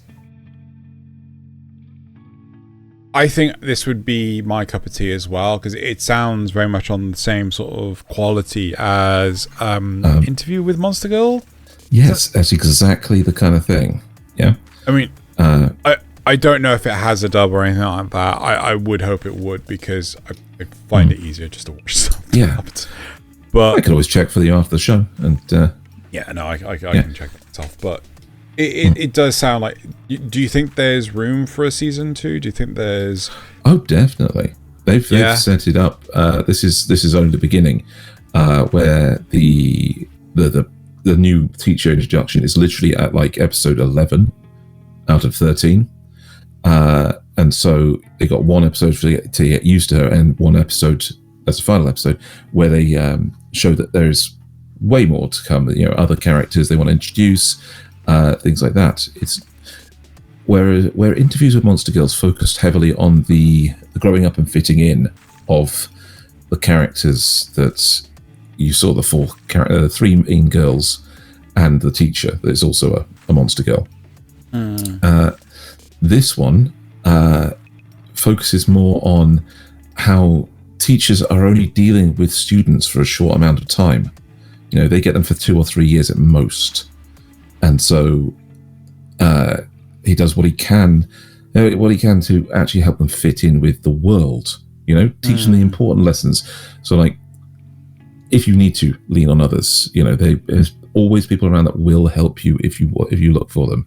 Or, being a bit of a brat, it can be cute and attractive, but try and actually be nice to people, and they will reciprocate. That kind of lesson. These ones that are short and simple, and ordinary students would need to learn them too. I mean, like, the weird thing is for me, what was Interviews with Monster Girls, like that clearly had loads. Well, I feel like a lot of intention to have a season 2, because I mean it introduces another monster girl right at the very end. Right at the end, yes. But it didn't get one. No, I feel that this one is more. This one could or could not. It could go either way, but they've definitely set it up to lead into one. No cliffhanger, as it were. Just looking forward to the future where they want to bring in other people. One of those end scenes where new people are arriving and like looking up at the camera to say, "Yeah, this is another new character you might want to be interested in." It's baiting a second season. They want it to happen, and there's plenty of room for it to happen because of the way they handle each character. Nasuth? My turn? Wait, no, I don't want to start that. I want to do this instead. Oh, good. Yes. It's saving the really good ones for the end. Good spinner. Very good spinner. Yes. Not for you, but not for me, but still. Yeah. It's a good spinner for me, not a good spinner for you. Come on, Thaylien, get with the program. All right. Gnosia. This is another one that carried over from last season. This is also, it only had 18 episodes, I think, instead of a full 24. So there weren't too many to catch up on after. It was. I should have tried for that one instead of CVIS. You really should have. It was a nothing special 4. It's actually gone up to an acquired taste 0. I mean, I don't know if it's acquired taste 0 is still not great. Like I can't really recommend this, but it sort of gets into aside from the logical problems that we've already talked about in this show, which I can go back over if we need to, but let's highlight those. Okay, just the gamified nature of everything. So this is based on a game. It's a deduction imposter game, kind of like Werewolf or Werewolf or Salem's Town or Town of Salem Avalon. Or Among Us or Avalon. Any of those, whatever Avalon is. Never heard of it. But there are some conceits they have to make for that to be the thing. Like the ship can detect Gnosia, but it can't tell who the Gnosia are in. And so they have to freeze somebody to at the end of each day, they have to freeze somebody, or else, they can't. Yeah. The ship will kill them all. Ship will kill them all. Yeah, the ship thinks they're not cooperating and will just self-detonate. Yeah. Because they can't. Gnosia infections are terrible. You can't let them get out onto a colony, etc., etc. You don't want to be frozen because there's a chance you might not wake up. Yes, but the thing is that they also go into warp each night, and during warp, nobody can move. It's just a product of the warp technology, except the Gnosia. The Gnosia can move. Yeah, and so somebody is guaranteed to die at night, unless there's a guardian angel or something. But only one. But why don't they just not warp? Why don't they just stay? Why do they need to go? Yeah. Yeah, why don't they just stay in normal space until then? And then that way the Gnosia can't kill anyone at night because there could always be somebody standing guard. So it's just things like that. Why do they only ever kill one, even when there's multiple Gnosia? I think that is explained in the one episode where Yuri is a Gnosia. Right. So that's okay. No, I saw that one. They just chose. They didn't say why they couldn't kill more than one. They just chose one. I think they just all feed on the same one. It's so they don't. I don't know. It's weird. Something like that. Anyway. So that's those are most of the logical problems. There are some other ones that come in towards the end, but the ending. But other than that, like the actual logical deductions that they go through, the actual world building that they do in general is pretty good. So that helps bring it back up from absolute dog shit. But I did like when some of the episodes explored why, if they break the rules, not like break them, but they try to circumvent these rules, something else happens. Yeah. So when they tried putting everybody one at a time into the freezer until the Gnosia was done, Krushka attacked. Yes, that solved it. But then one of the characters turned out to be an android that went berserk and killed everybody. And so Yuri got woken back up again by somebody trying to get into his pod, say, "Look, wake up, help me," and then they got chased down and killed by this rogue android. There's a really good reason for that too. That's also explained. So everything pretty much is explained by the end. which is at least a good thing. So episode 13 takes a detour. They're allowed a 1-day reprieve before the first meeting because Setsu is so exhausted that she can't join in. And it gives us some much needed. So Setsu is the non-binary blonde character that's working with Yuri. It's also looping the with other Yuri. person who has the ability to loop the way So Yuri at this point, she's been through hundreds of loops, and it's taking a psychological toll on her. So we get to see some much needed character development during this period. We get to expand on the psychological toll, like I said, that watching people die over and over and over and over has on characters. It also gives Yuri a new thread to follow to satiate his silver key, which leads to, of course, everything changing at that point. All the information we needed was there the whole time. I picked up on some of it, but not all of it. I still don't understand how this show can do like that deductive mystery stuff so well, but then massively flub not adapting some of the game mechanics well. It's a mystery to me.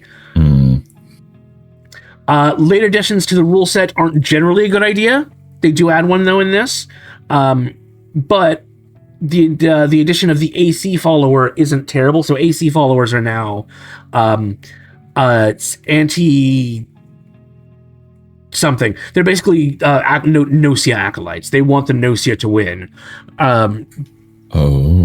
So they will do whatever they have to in a meeting. They will lie. They'll pretend to be a Gnosia. Whatever they have to do in order to cause chaos to make it harder for the humans to pick. However, the Gnosia doesn't know that they are on their side. The Gnosia just sees them as another human. So, they could still get killed by the Gnosia if they do the wrong thing. So that throws a whole monkey wrench into the last little bit, which is necessary for what they're doing. But like I said, generally late rule set editions aren't good. The last game takes many episodes before we start getting into some Evangelion bullshit, as I like to say. Right. He ends up going back to day 0 before everything started. Everything happened? Right. But then how did Rakio know that Yuri is at the Silver Key's beck and call? Like this is where the show starts to break down again. The universe is supposed to stop when anyone becomes aware of a certain thing, but at the end, somebody knows about this thing, but everything doesn't stop. So, at least 2 people knew, but nothing happened. Right.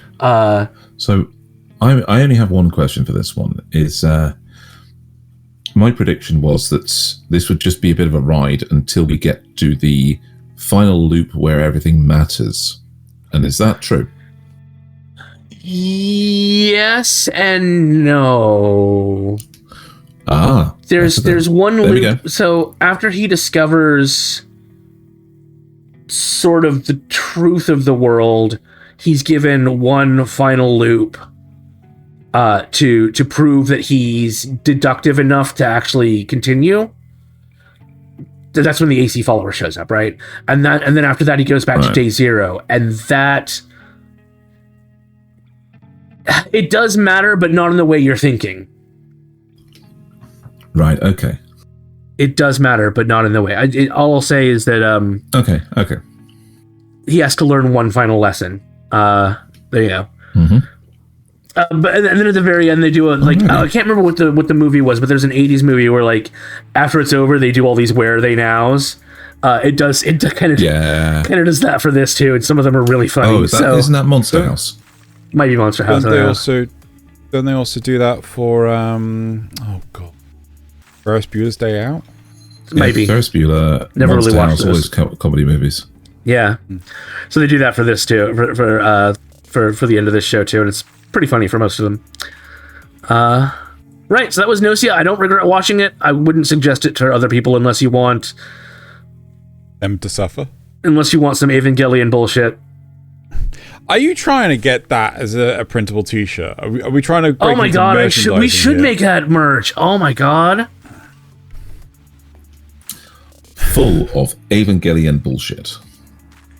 Well, I mean, like, no, that's some insert anime title bullshit. That's some Evangelion bullshit. Yeah, because so far I've done that for that, and Gurren Lagann, and one other one that I can't remember. We need it in, like, a green and purple print, and then a red and orange print. Anyway. Right, that was Gnosia. Let's spin the wheel for Xeno. Chain Soldier. Hentai Soldier. Not wrong. You are not wrong. Okay. What did I give this last time? That's the ultimate question. So first off, it's 100% I can't believe it's not hentai. Right? Yeah, of course. Get our aras. Right. I'm actually going to drop this down to an acquired taste 3. So it used to be a 4. I'm dropping it down to 3. That, I can't believe it's on hentai stayed on there forever. Oh, I can change that if you want. But anyway, the main... So quite clearly, this is just partway through the story. And the show starts to pick up a lot more of what is the combat stuff, the shonen stuff, right? The over-the-top ecchi stuff actually is reduced. Like, they start doing it less and less, which, I'm not gonna lie, I'm fine with. The thing that I really don't like is they do a prologue section of the episode, they then do the intro, and then they repeat the prologue again. And I'm like, what the F's going on? They start doing this. Yeah. So they start covering the same footage multiple times. And I don't know why. And I'm wondering if it's because they wanted to have the story get to a specific point and they had too many episodes, right? Why can't more like, one thing I'll give Gnosia, it didn't overstay its welcome. It stopped at episode 18. Why can't more shows do that? Well, I mean, this was 12 episodes, but still. Yeah. It One Piece pacing. It is a clever action series where characters utilize their powers really, really well. I mean, I will give early days of My Hero Academia that sort of respect, but these are more veteran characters that have been using their powers for a very long time. So they are really well versed in how their powers work. More like Spec Ops Asuka, would you say? Yes. Yeah, very much so, right? You know, so they've been, you know, and I do like some of the over-the-top nature of this. So the Supreme Commander of the, Demon, what are they called? Is it Demon Defense Force? Defense Force, maybe. Demon Containment. I can't remember what the branch of military is called, but regardless, the commander who is in the center of the screen right now, she is the leader of Squad 10. She is so over the top. She ends up taking out a Shiki, which is like this giant monster thing that's so large. They have never seen one this big before. It is taking time to spawn in. It's taking time to come in through a gate. That she's basically able to throw like a javelin made of pure energy from Washington DC to Tokyo and hit it and take it out. Yes, yeah. Oh, so it's just the length of launches. Got it. Well, I mean, pure energy, but well, I don't think yeah. You sure it's shut up with your Evangelion bullshit. No, it's the city. It's okay, so DC, definitely. So she was at the White side House. of America, all the way to... Yeah. Okay. Yeah, she was at the White House. So, you know, she threw like this energy weapon all the way around the world sort of thing. And yeah, it was actually, to be fair, I think she threw it in the wrong direction as well, which is even funny. Like, I think it goes over Europe. I'm like, it'd be faster if you pointed it the other way. Yeah, it would. Anyway. I do like the shonen fighting side of this series quite a lot, and I do like the strategy in which they use their abilities. I'm not gonna lie, I do like the ecchi side of it, because I do think, there are fewer and fewer shows that lean on the ecchi. But at the same time, it's not needed, not in the slightest. I enjoy this show. I do not expect a lot of people to enjoy it at all. It's definitely an acquired taste, but its production is really high, right? I've seen plenty of ecchi shows where the animation quality is so much worse. I mean, like, we have such shows like Nukatashi, which I still question why it exists, but apparently the creators thought, hey, this is a really good idea. Can we get a t-shirt of that's some Nukatashi bullshit right there? Sure. Anyway, yeah. Obviously I can't believe it's not hentai. Yeah, it might or I can't believe it's not Nukatashi. Oh my god. Anyway. I enjoy this show. It is dumb fun, but I do think this is a show that is better binged than watched on a weekly basis. I also do appreciate the fact that this season 2 picks up immediately where season 1 leaves off. So it's kind of like a seamless transition. You can just go from one to the other, whereas a lot of shows like Danmachi and things, they wind down a season to then rev it back up for the following seasons. This kind of treats it as if it's actually more of a core 1, core 2 situation rather than the season 1, season 2 situation. Do I want there to be a season 3? Yes, but I don't think there's been an announcement for it.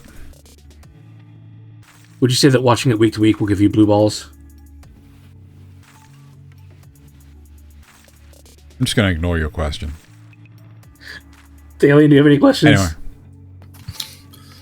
No questions. Only 6-digit numbers. Oh my god. If you don't know what that means, count yourself lucky. Right, let's move on to the next show. That was Chained Soldier Season 2.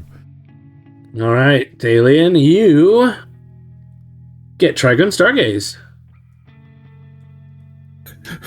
Saving the one show that is 24 episodes for last, eh? Yeah. This is where Xeno now switches off. Wait, no, Scum of the Brave isn't 24 episodes, is it? Or is there a core 2 coming? It's 24 episodes. Oh. That's why I didn't worry about you catching up with it. Right, okay. Okay. So, Trigun Stargaze has gone up a little for me again, because the same reason. It's now an acquired taste for 4. So, last review, I said that this was distinguishing itself so far from the original anime that I could see them as 2 different things at last. Right? And it fully separated and stood out over the course of the last 6 episodes. The distinction between Trigun and Trigun Stampede and Stargaze is now stark and well worth the watch. For people that have seen Trigun, it's new and different take on the story, with characters that are easily recognised and interesting to see in this new way. And for people that haven't seen it, it's just a fun interpretation of that manga. Right? Emphasis on interpretation, not direct translation.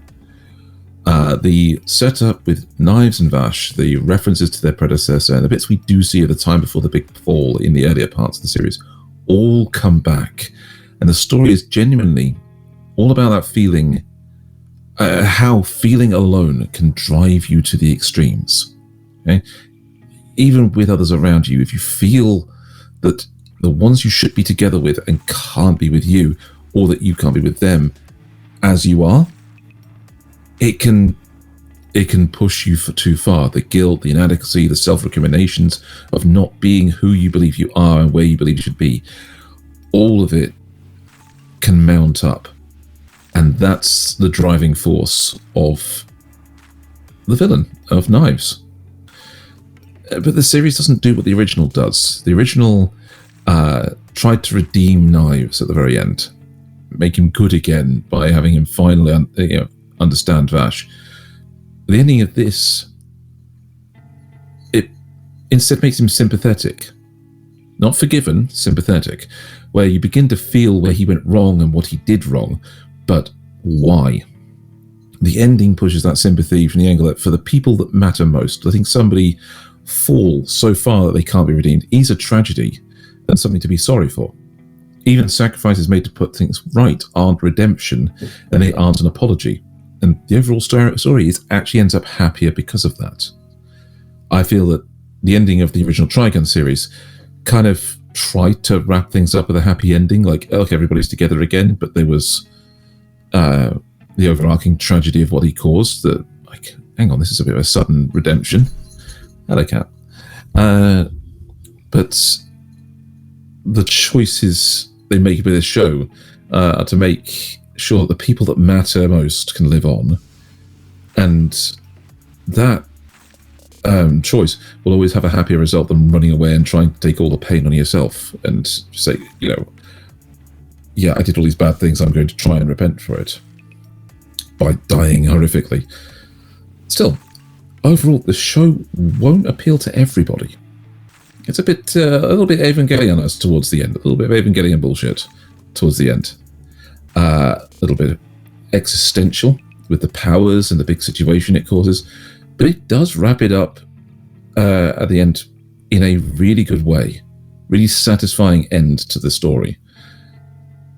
Beyond that, the production value is great, the character designs improved with time skips that they did, and the set pieces of action were great high points in telling the story. And of course, true fans of the original Trigun will have some difficulty, as I said, adjusting to the differences. But I still say give it a try, see if you can stick with it, because I found it very satisfying.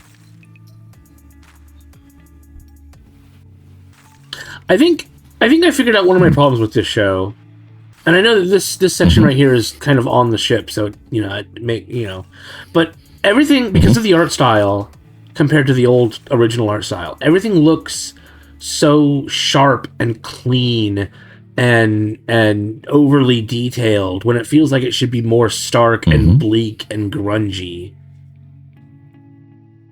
But that's just, I think that's just because modern animation allows them to get away with more detail and stuff, Definitely does. Say that. You say that, Nasuth, yet they've taken all the detail out of Vash's coat. I don't know, they tried to add it. They made a big deal out of adding some detail that Vash didn't even want added. So it's a the coat in season 2 is different. It's an interesting one. Yeah, but still, I'm talking about the coat in season 1. Yeah, I know. That's why, as I said, the character designs got better as they did some time skips. So my biggest bugbear with season 1 is the actions and motivations of the gung-ho gungs and Knives. It was a disconnect. Yeah, it was a disconnected mess, right?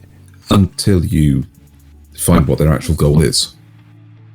No, but the whole point is that the same instance, Knives... So first off, Knives sent someone to destroy the plant, and then to steal the plant, and then he turned up himself.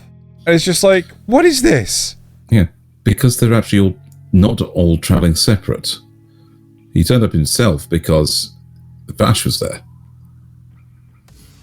Right, but it was all at the same time. Yeah, the same day they were all there. Concluded. Yeah, it becomes clearer as you get further through, but they have a travelling base that they go on. So when he says he sent somebody to go get it, they're literally just like dropping them off from the base that moves around. Right. But my point is, if Knives went, hey, I'm going to send this gung-ho gung over. Oh, there's Vash. I'm just going to go now. I'm not going to wait for the gung-ho gun to be defeated. I'm just going to go now. Or, hey, there's Vash over there. I'm not going to bother sending the gung-ho gun. I'm just going to go myself. Like, I don't understand why the events played out in such a way. Like, if there was like a day or half a day between the gung-ho gunfight and knives turning up, I'd be fine. But it's like literally 5 fucking minutes.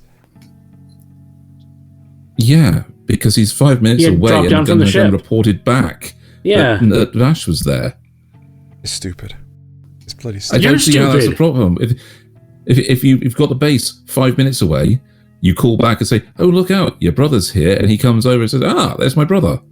I don't see how that's a problem. You're weird, Xeno. You're weird. No, it's stupid. So, it is bloody stupid. Stop it. Get some help. Anyway, that was Trigun Stargaze. That is a cat. And this is my next show. New Samurai Troopers, or Yoroi Shinden Samurai Troopers. Right, there's my notes. This didn't change at all. This is still an acquired taste 5.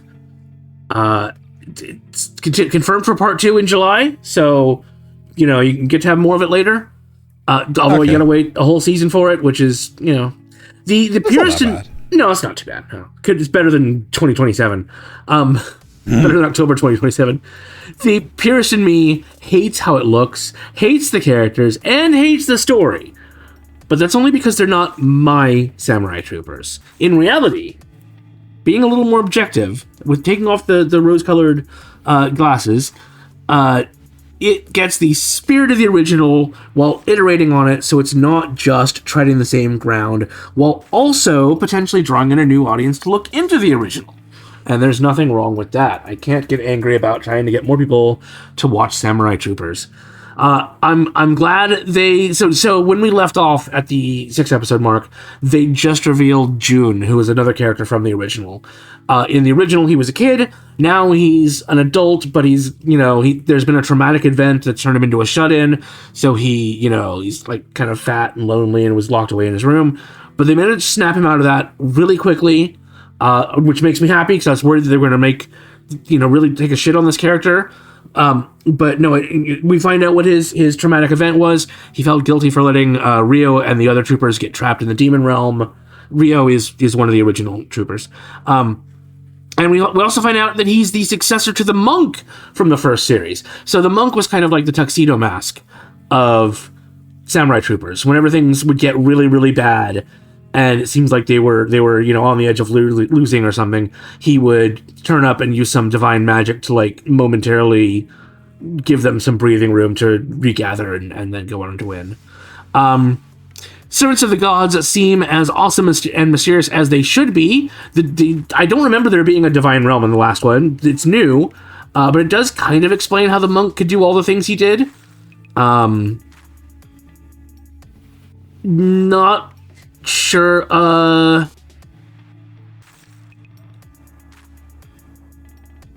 Yeah, okay. So it turns out that two of the kids were we knew two of the kids were in an orphanage. And it turns out that the reason they ran away was because the guy in charge of the orphanage was kind of abusive. But the way it ended, they basically forgave him. And it just felt really like the wrong message. Like they were telling victims that they should forgive their abuser, not just accept, like you can accept an apology without forgiving somebody, sort of thing. But anyway, it turns out that he was actually being manipulated by one of these 3 sacred treasures. They got to have 3 sacred treasures to bring about this armor of the Supreme Emperor, which is the only way that they can potentially fight against Ramaga. We've got a final, but it turns out that those 2 weren't the only ones that are at the orphanage. We've got a Final Fantasy VIII situation where all the kids, except Guy, were together as orphans, but some of them just don't remember for some reason. And they have a destiny. We also get a male shower scene with the bad guys. I'm you almost never get to see so much male fan service in a show. Like, it's crazy. But they're also discussing how Ramaga is like using and betraying them, sort of like how Anubis switched sides in the original Samurai Troopers. One thing I'm not entirely sure about, although I think it may make sense, they show some of the original troopers that were captured and killed. So there were two sets. There was the original troopers, they got captured apparently, and then there were the second wave of troopers, the new generation, not our crew, but the generation between them, that also got killed, except for two of them. And it turns out they all still have their armors. And at first I thought this didn't make any sense because the original armors were made from Arago, Demon Emperor Arago's armor. All of them, even the bad guys' armors. And so I thought that was the same situation we were dealing with here, but apparently it's not, because the Divine Realm can also give them new armors. So I guess that's what's going on, kind of. Anyway, there's a lot of more stuff to go on to, but I'm running out of time. They do some really crazy dark stuff to one of the characters. It's just kind of holy shit, that's dark. She's such a ganky, happy character, and they just completely fuck her over. Rhea, the original troopers all return. Phrasing.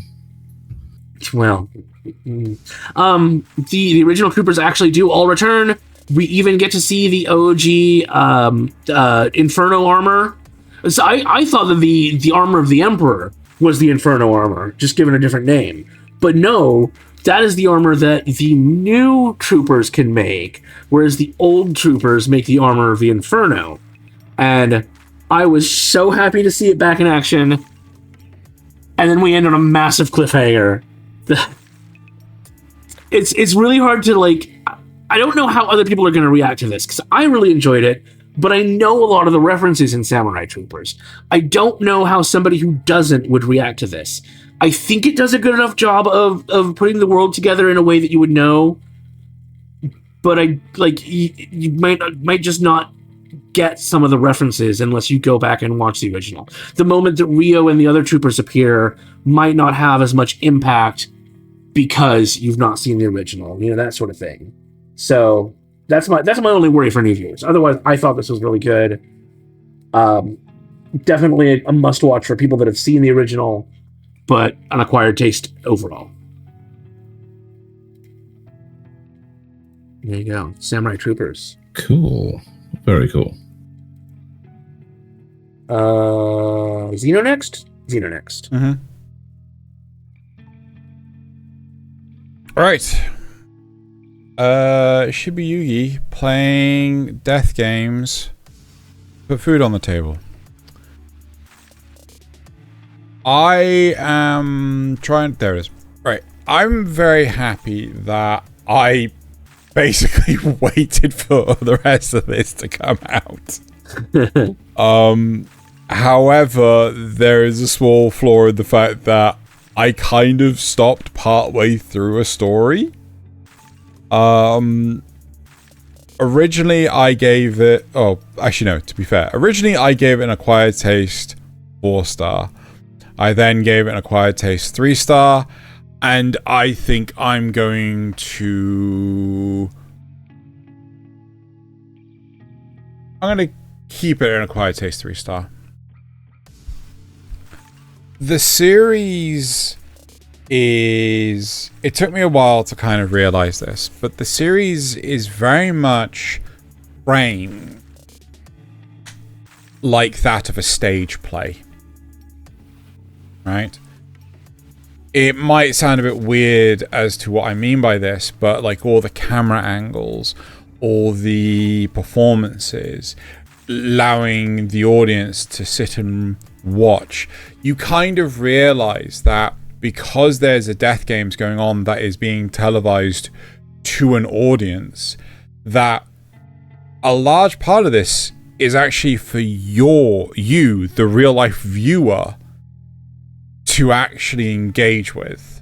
Does that make sense? Yes. You with me, Nasuth? Yeah. Yeah? Cool. So, and that kind of brought me more into the narrative than a lot of these shows. Like, a lot of these shows you are just the witness to, but with this one it kind of felt more like you're being brought into it. 100%, this is a series that you should binge watch, not watch it on a weekly basis. The last death game, hold on, how many more death games were there? I think there was only one more death game. So this is only an 11 episode series, so I stopped, I took a break at episode 7. So from 8 to 11, which is what, 1, 2, 3, 4, 8, 9, 10, 11. So 4 more episodes that were left. That was just one death, that was the final death game.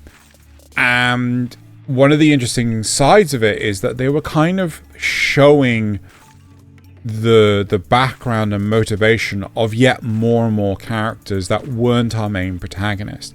We're getting glimpses of our main protagonist's backstory and true nature and things like this as time is going on. And it's really interesting seeing what other characters' motivations are. A lot of them have very similar facial features and things, but we also see the ramifications of earlier death games in later death games. So, you know, where a character is spared in her 10th death game, at her 30th death game, that same character comes back, and as a result, you know, she's holding a grudge.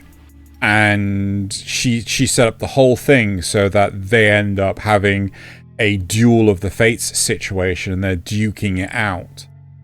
So it is a really, really interesting series, but it also shows how a situation like a death game could be readily abused by people that are not there for survival, but there just to kill people. Right. Oh, okay, yeah. Yeah. And, you know, so we find out more about Yuki, who's the main protagonist. We find out more about her teacher and things. And one of the big things that she says, you should never fight anyone that is... I feel this is a translation issue, but she calls him a homicidal maniac, right? You know, basically someone that's in there just to kill people. You know, just to kill people for fun. Yeah, that's right. That harks back all the way to the original Battle Royale movie. You could also say psychopath. You could, you know, it doesn't have to be homicidal maniac, but that is a perfectly acceptable term. I feel a psychopath is definitely a thing for it, but yeah, basically you see the end results and things like this. But one of the really interesting things was that the psychopath, I'm just going to call it that because it's easier to say than homicidal maniac. The psychopath, she's done things that apparently are, air quotes, illegal for these games,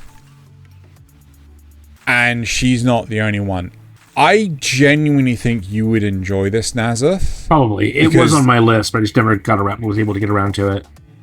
The way that it tells the narrative as you are sort of a purveyor of this pay-per-view death games, of this sort of show, I think is really, really interesting. They also put so much gravitas on emotional impact. Like they play the weight between events so damn well. I genuinely really enjoy this series. I think it would do better being dubbed, because there are plenty of instances where characters are talking over each other and things like this. Yeah, I People really enjoy this. People wouldn't talk over each other, would they? Raina is smacking the microphone, BT dubs. Yes, I know. Sorry about that. Yes, I think she is she's channeling my frustration clearly. She's so pretty. Anyway. All right, Yeah, it's a really good series. You know what? No. I'm bumping this up. I'm going to say this is an Acquired Taste 4. My God, I gotta change the rating. Yeah, he's got to change the rating. This is an Acquired Taste 4. Uh-huh. This, you know. It also, like, I think it ends in such a way that, yes, I'd love a season 2. I am more than happy with how it ends. There's been several of those this season. Well, I think it's important. I think it's really important that it could just be a self-contained story, right? But it leaves room or it for could lead more. on to... Yeah, it leaves room for more. Not, it ends on a cliffhanger to the point of, right, okay, so where's the rest of it? Yeah. Like again, Tojima, right? There is more to do there, because Shocker's not dead. But we can basically guess how it would play out if there's no more. Yeah. I'm happy with what we got. Anyway. That was Shiboyugi playing death games to put food on the table. Do I even need to spin it for Thaylien? Because we know what his last one is now. No, just say what it is. It's Scum of the Brave, which sounds like a much more interesting title than it really is. So this one is also unchanged from my previous rating of it. It's a Nothing Special 3. I don't remember what I gave it. It also turns out this one has the audacity to be 24 episodes, going straight into next season, which means you actually get a short review from me on this one, since it didn't even reach some kind of midpoint in the story at this latest episode. And yeah, the quality hasn't improved all that much. The opening sequence is still so long and badly done that even the skip intro on the official sites doesn't show where the end of it is. Well, you know. Meanwhile, there's bad walking, off-model scenes, in many cases where they cut from characters like arriving somewhere, you know, where they turn to see somebody in the doorway, and then the scenes cuts to them sitting at a table, so they don't have to animate the transition between. It's not a show I would actually recommend, and yet it does have some kind of bizarre charm. Surprisingly, we've had our first our first supporting cast death in the show. Ooh. Yeah. Proving that even the most capable of Braves can fall to the wrong matchup. Can I guess? Is it the guy with the glasses? Yeah. It is. It's Ishino, the guy tracking down the Ether 4 trade, who had a lot of money to throw around to help with that. In the finding out of what happened to him, there have been multiple fights and progress to the plot, revealing that E4 is the next big thing among the underworld bosses. It's unstable and causes users of it to regenerate monstrous limbs if they're cut off and go berserk. Meanwhile, we have plot among the main characters themselves. Our scummy brave Yashiro finding out that Indo, the small teleporting girl with knives, is a former child soldier, which is why she's more that capable makes than so the much others. sense.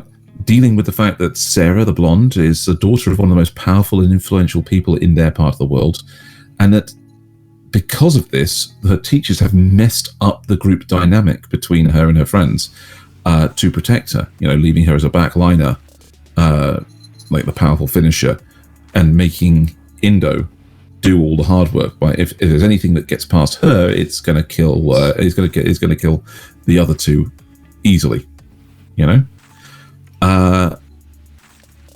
And suddenly the most interesting discovery, that the bubbly Jogamine is the daughter of Yashiro's former sensei, which is why Jogamine was so excited to see him when she realized who he was. Her father actually told stories about his impressive apprentice. How long did it drag that plot point out? Because I remember there being at least 2 opportunities in the first 6 episodes where she could have told him. Yeah, no, I think it's episode 8. But it comes out. It's just a thing. Yeah. No. So, but then it gets a little bit more interesting when a question is asked: who was his teacher's actual wife? Who did he have a child with? Because everybody else seems to think nobody. And then Jogamina gets injured in a fight where she nearly loses an eye. But then it regenerates in the same way that E4 regeneration seems to show. It goes back to normal. It doesn't come back monstrous, but it's the same high-speed regeneration that E4 would give her, which makes the plot thicken. Oh my. So at the moment, they're tracking down the people who killed Ishino and seem to connect the E4 trade, and there's not much more than that. I don't think I'll be continuing this one into the next season. Not over some of the newer prospects, like Vending Machine Season 3. But still, it was a good space filler, and it didn't make me disappointed to watch it. It's a nothing special all the way through. It's got a lot of heart. It's got something. It's got a lot of heart, splattered all over the place. It's the Xenogelion. It's got a lot of hot air. What the fuck did I do? We're mean to Frieren. Fuck off.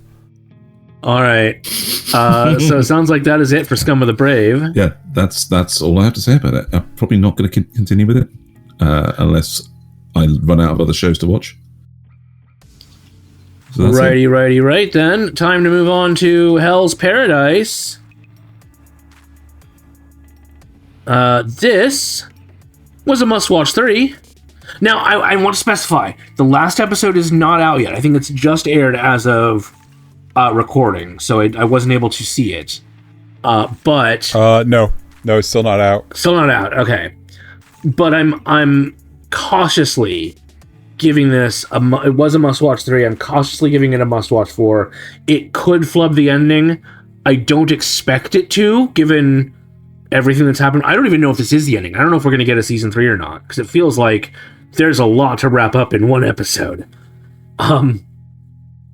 That said, I feel like this is pushing itself into the territory of a saga. Not necessarily an epic, because I don't know, epics just feel a little bit, if you go look up at the definitions of them, epic is like a little bit above a saga. Sagas can be more archetypal, whereas epics tend to be more refined. The whole Odyssey. Yeah.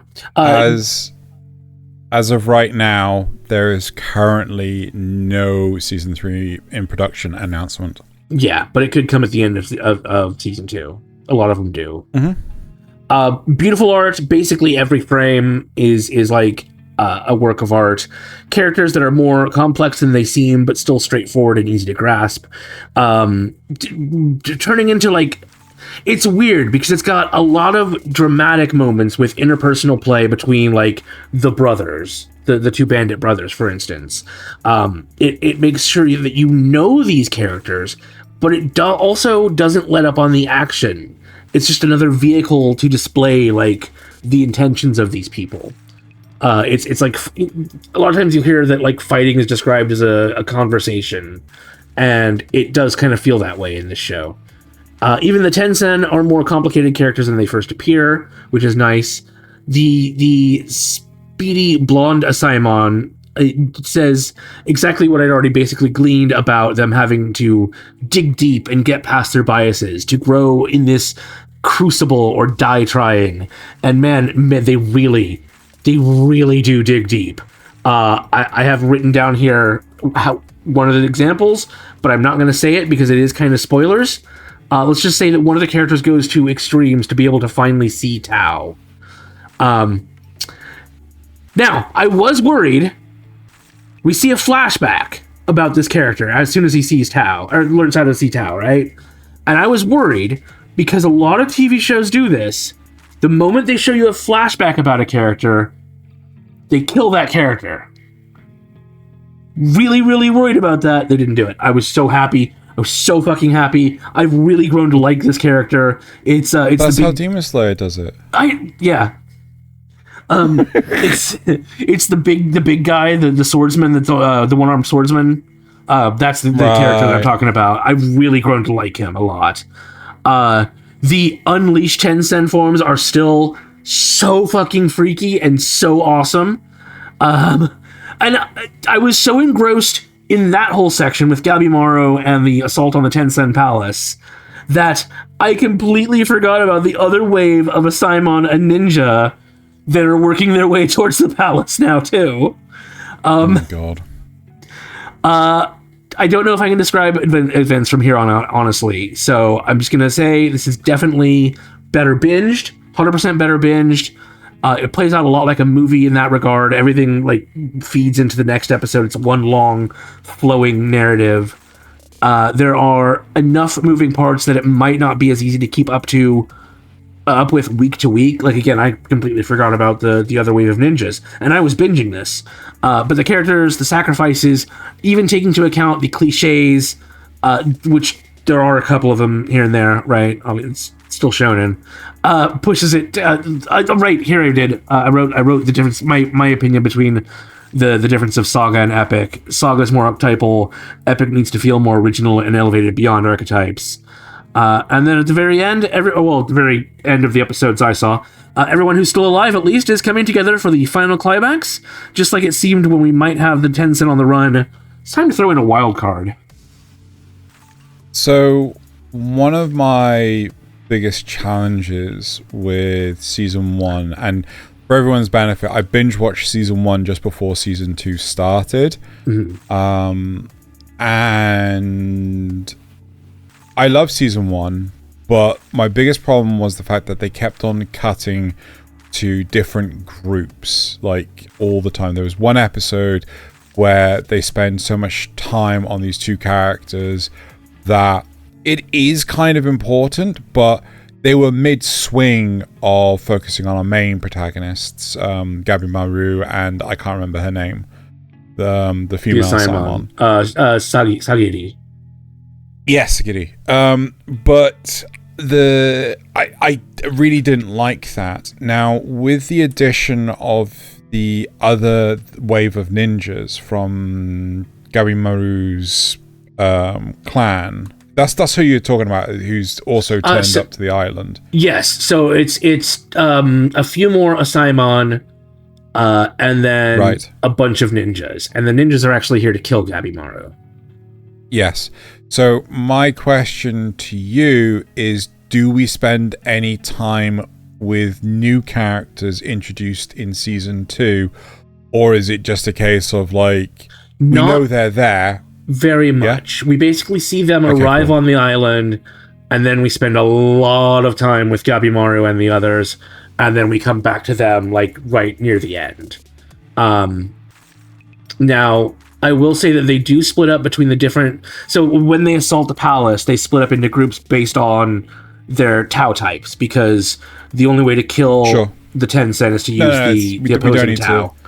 We don't need to worry too much about detail. So it does kind of go between those groups, but there are only like 4 groups. So it's not terrible. I think 4 is basically where the maximum you can have. When you start going beyond 4, it's just like you start feeling withdrawal of, but we were in the middle of dealing with something with group 1. Yeah. Now do we have to go to groups 2, 3, and 4 before we go back to group 1? I fucking hate that. Group 1 kind of gets to a pause, not really a stopping point, but a pause, and then they move on to group 2, and then that basically gets resolved, and then they move on to group 3. Group 4 is kind of scattered a bit in there because we're getting reaction shots from group 4, and then we go back to group 1 to finish them off. Yeah. I think we spent a lot better time. The time is better managed, a lot better here, because there are fewer groups, fewer characters. We're not seeing people just get killed off indiscriminately. Yeah. So I'm looking forward to watching it when it's all out and dubbed. I can't help but think you can't see a wave of ninjas. It's like this. You can. The ninjas are hidden. No, you can. You can see a wave. Wave of ninjas. You just don't know what it is. Fair enough. It's like this, but with more shurikens. Oh. Yeah, you see like the floating swords and floating shurikens and I'm floating positive, but I'm positive that there's a traditional genre for this type of story. I do not know what it is. But anyway, that was Hell's Paradise Season 2. Which means that Zeno's trying to take us out. My last one, which is a brand new show that I picked up after the 6th episode review, because I dropped so many shows during the course of the season. To tally up, I dropped The Darwin Incident, Tune In Midnight Heart, The Daily Life of a Part-Time Torturer, Wash It All Away, and and an adventurer's daily life at the age of 29. Daily grind. I picked up... Sorry, yes, daily grind at age 29. Right. So I picked up one final show, which is The Demon King's Daughter is Too Kind. Right? I am giving this a 4-star acquired taste. Right? Which is kind of a good staple. This is not going to be for everyone. This is very nothing clearly... special. Oops, sorry. Nasuth did it wrong. I did it wrong. There we go. Yeah, so this is an acquired taste 4-star, which is a good, stable thing. It is quite clearly designed to be a child's anime, but its storytelling is much more sophisticated, something that anyone can appreciate. The whole premise is that effectively you have heaven and hell. You have these two planes of existence. I think it's hell. They don't really call it that, but they call it the demon world or something. But humanity lives in the demon world, and they are being subjugated by the Devil King. The Devil King has phenomenal cosmic power and has the ability to basically turn himself into a kaiju and go around stomping and burninating the countryside, so to speak. However, during the current Demon King's conquest, he stops. He just stops. And everything settles down and calms down. Turns out he's had a kid, right? And no matter how many times people try to mispronounce the French for number 2, right? It is not ducks. It's the. For the love of fucking Christ, right? I've seen a number of shorts where people can't fucking pronounce the. Right? Folie à deux. Anyway, Hot Shots Part 2. When he has his daughter, he massively calms down, and he's always worrying about her. He's always he's trying to get on top of the paperwork. He gets distracted by playing with his daughter, so on and so forth. And she is adorable. She is, as the title of the show puts it, she's too kind. She's constantly helping people. She has affinities for things like healing magic, which, most demons do not. And there is something special about why she can do this, but I'm not going to spoil it. Her mom's an angel. I knew it. No, you're wrong. Oh.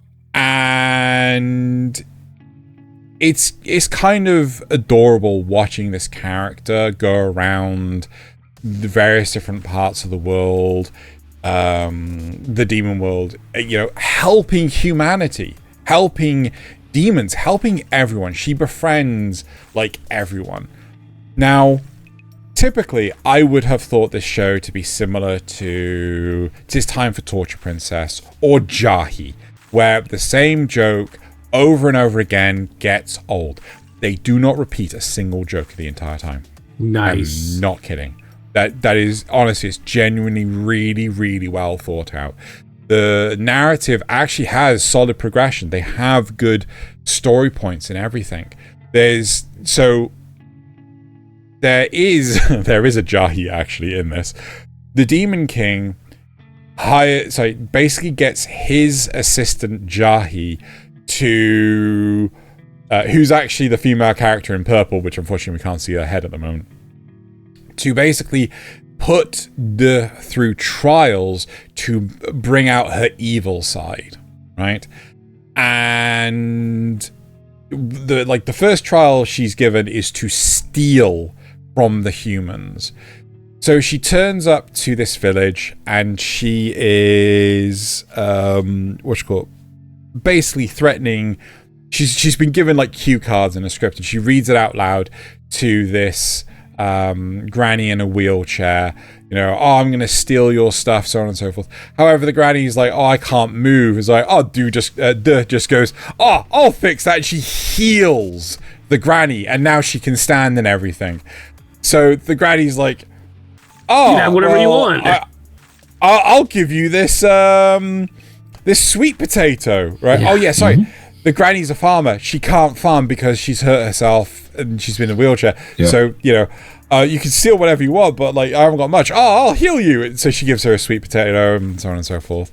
And everything she does is wholesome and kind. Huh?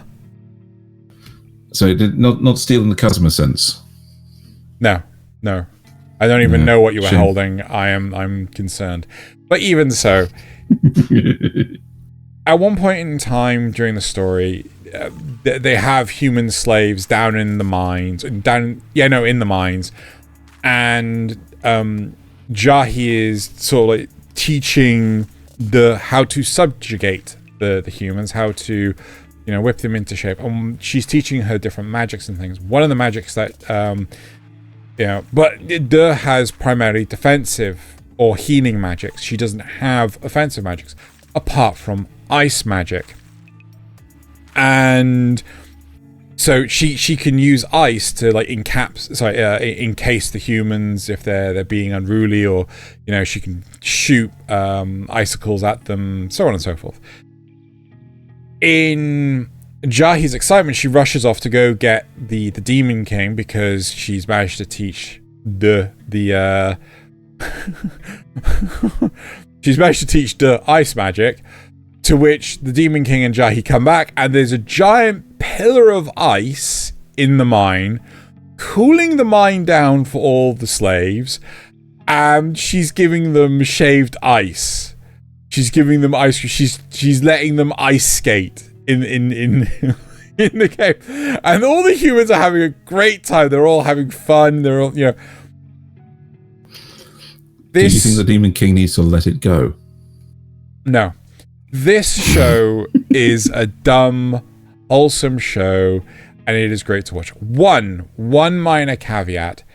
In every episode, there is one song, right? That is sung by the voice actress who plays Dus. It's supposed to be like a kid's song, right? It is about a minute long. It doesn't last long. I just look past it. For the rest of the show, I just repeat it every time, do they? It's not the same song. It's always a new song every time, right? But it doesn't last long. I just look past it. It is a dumb, wholesome show, and it's just nice to watch when you're having a rough day. In a weird way, it kind of reminds me of Ganglion, hearing you just describe it. Yeah.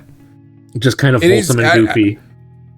Yeah, it's the quality of the supposed animation to be a bad guy, but rough. not actually a bad guy. Yeah, the animation's a little rough in the first episode, but like that's the only place that the animation is rough, right? The rest of the series is actually pretty damn good in terms of animation. They have loads of different characters. They don't use CG. They got dragons and things, and yeah, it's a really good series. I do genuinely recommend it. If you're having a bad day, just stick one of these on. Nice. Cool. That was The Demon King's Daughter is Too Kind. And that takes us to the end of to the end of the reviews. I hit the wrong button. Hit that button. Before we move on, just because it's the roundup, are there anything you're looking forward to from next season? Yes, but I am well aware of time. I just we need 3 hours. Bring up a couple, like Dorohedoro season 2. Yep, Dorohedoro, and Fist of the North Star, Pat Labor Easy, The Bombing Life in Another World, Rooster Fighter. Apparently, Witch Hunter Atelier is pretty good. As a manga, Zero season 4. Yep, Rooster Fighter has already started. Has it? Yes, that's episode 4. Yeah, they had it in Kamen Rider. Tojima wants to be a Kamen Rider. I know what you're referring to. That was actually one of my notes. I was like, I thought Rooster Fighter was supposed to be next season. Yeah. So they're as conscious of time. Just thought we'd bring that up because it's there. Yeah. Next season coming soon to a Kanpai Cast near you. Oh, going into this into the supporter questions. I say it is with sadness that I have to report there are no supporter questions this week. I really hope you guys and girls and everyone in between are doing all right out there, and I hope we hear from you next week. No supporter questions. We miss you already. Right. That's pretty rare. However, it does look like we have some comments. So, moving on to the comments from the news. Strongest Shell says, news! Interesting stories this week. Oops, all facts in the facts and rumors section, which is cool. I'm excited for the Shangri-La Frontier to come back. I like that one. Yes, it is good. Nasuth has no taste. Yeah. Zrugel says... Can't really get into it. No, it's not going to be for everyone. Zrugel says, I'm not surprised Amazon wants more money, but the headline makes it sound like they're raising prices because they're reducing ads, but it's sadly not that case. Yeah, no. Yeah. Yeah, bit of a weird headline. Correct. Yep. Also calling it Prime Video Ultra is such a meme at this point. Yeah. On a scale of 1 to 10, how excited is Xeno for the new Pat Labor anime? 11. 3. Yeah. He's 3. We know your answer is 3. No, shush. That's from another show. We joke on right. that one. The fact that Miyazaki is still working, tinkering, and kicking around ideas is inspiring, honestly. Yeah. Yeah, but at some point in time, people need to rest. You do have to retire. I mean, Anno said you peak in your 30s, and here's Miyazaki just still kicking things out. Still peaking. Oh dear. Right. Mm-hmm.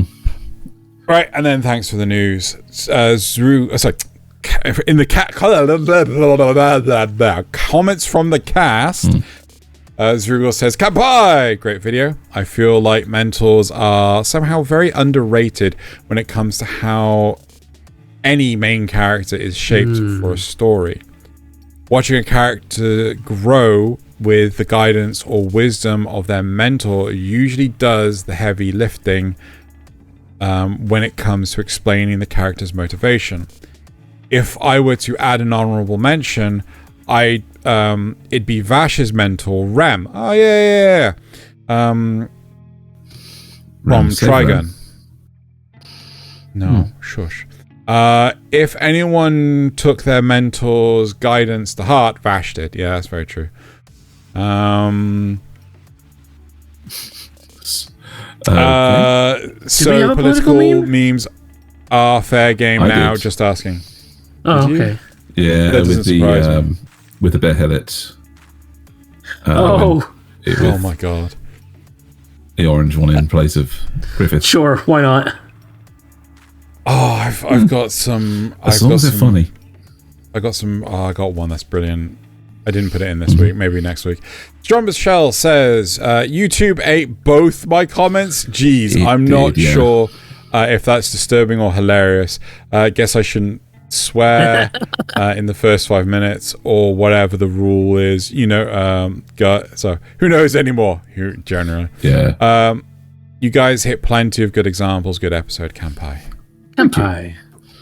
I really want feedback on the Bathos episode because I thought we did a really good episode on that one. Yeah.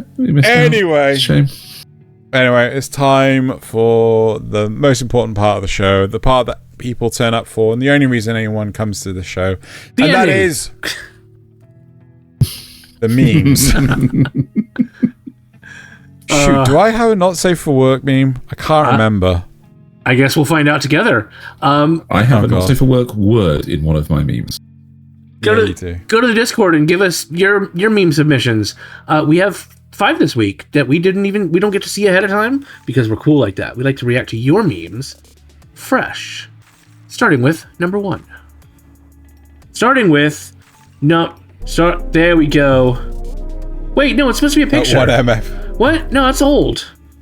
There we go. My sister found a Bellsprout lamp on eBay. I love him. I love him. I love him too. He's a very good Bellsprout lamp. I don't know why the memes have been doing this lately. Okay.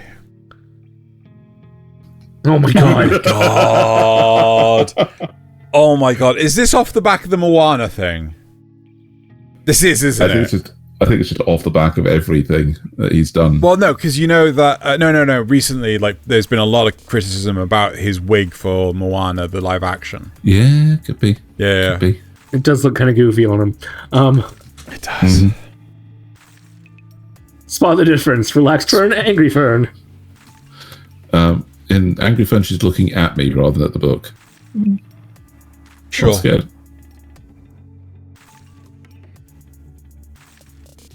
Oh.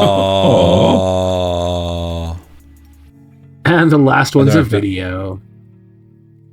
Oh my god, the couch is on fire. The couch is on fire.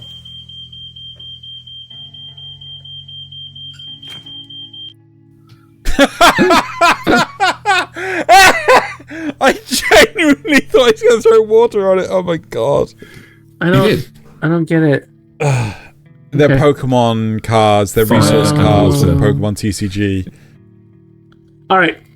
On to my memes, which are going to be 100% cooler. That is not... Stop doing that! That is also not it. What the heck? Hey, Frieren, can you do my chores? No, Stark did 12. But I have this grimoire that tells you the schedule of every channel. It's a TV guide.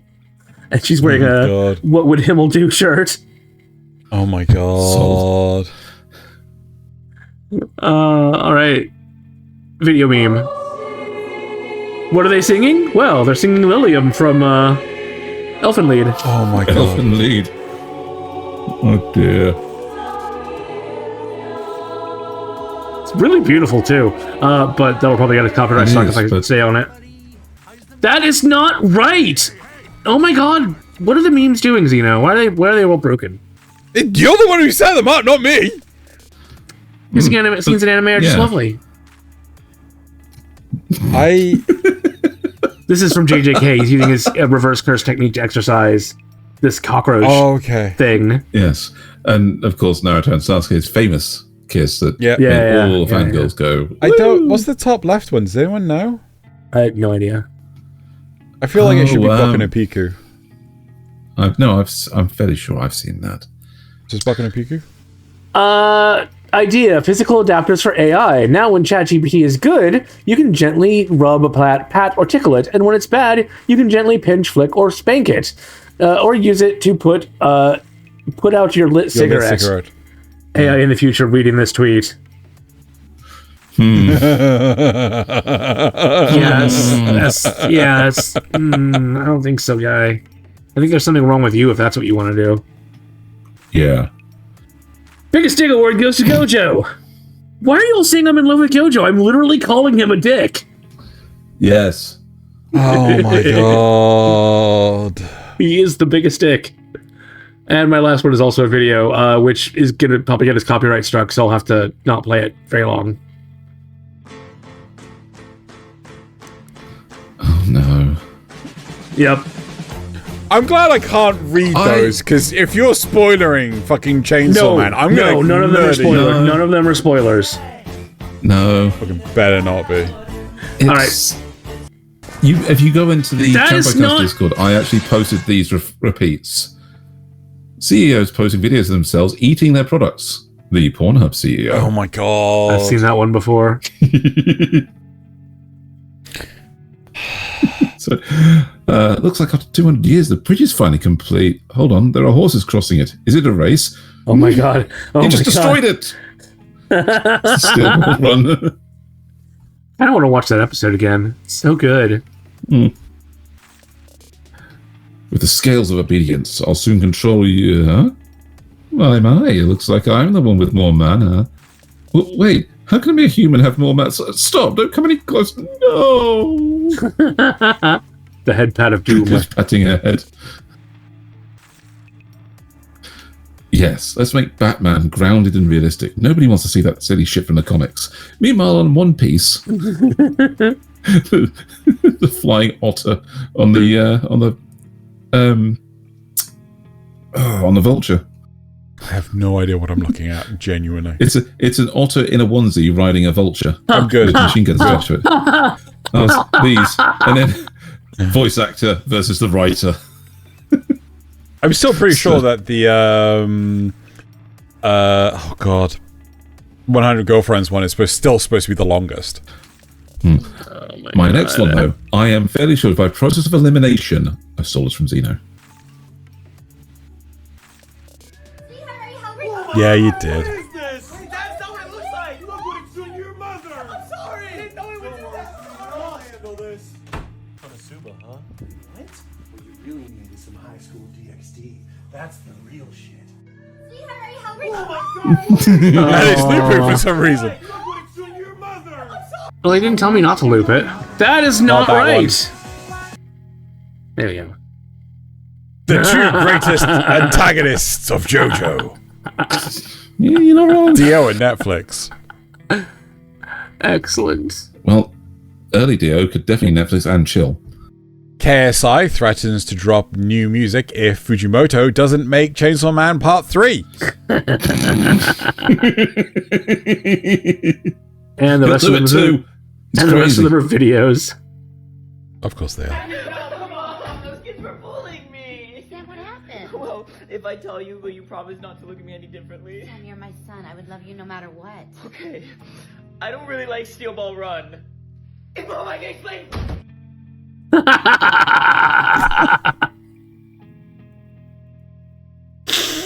Okay, Frieren. Pick any ring you want. Just kidding, I have the perfect one. This one. Why that one? It was my grandmama's ring. Then why was it at a random booth on a street far from your home? Did you pawn it? No, it was totally my grandmama's, and she was the coolest. Cool. Does it have magic? It has the magic of love.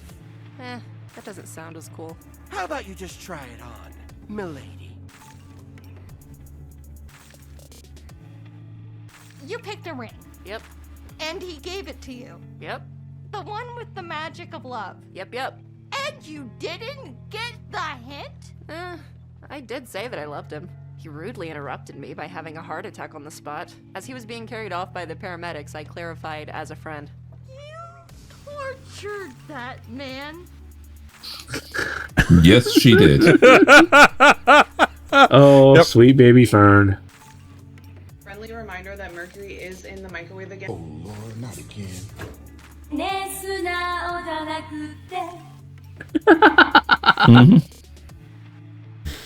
And the last one, the final Keeps one. getting in there. Are so happy to announce a new BTS document. A new BTS document. What do you want? Episode 2 of Steel Ball Run. I told you guys I don't have it. If I had it, I wouldn't release it. Have you ever been put into an infinite death loop? Okay. I will give you exclusive behind the scenes footage of the BTS concert. Get him. Get him. Right. Well, cool. Right. Well, that is it for this week's episode. That's it for my Lucasade. Hashtag not sponsored. Now it's time to bottoms up. Kanpai. Kanpai. Roll on spring.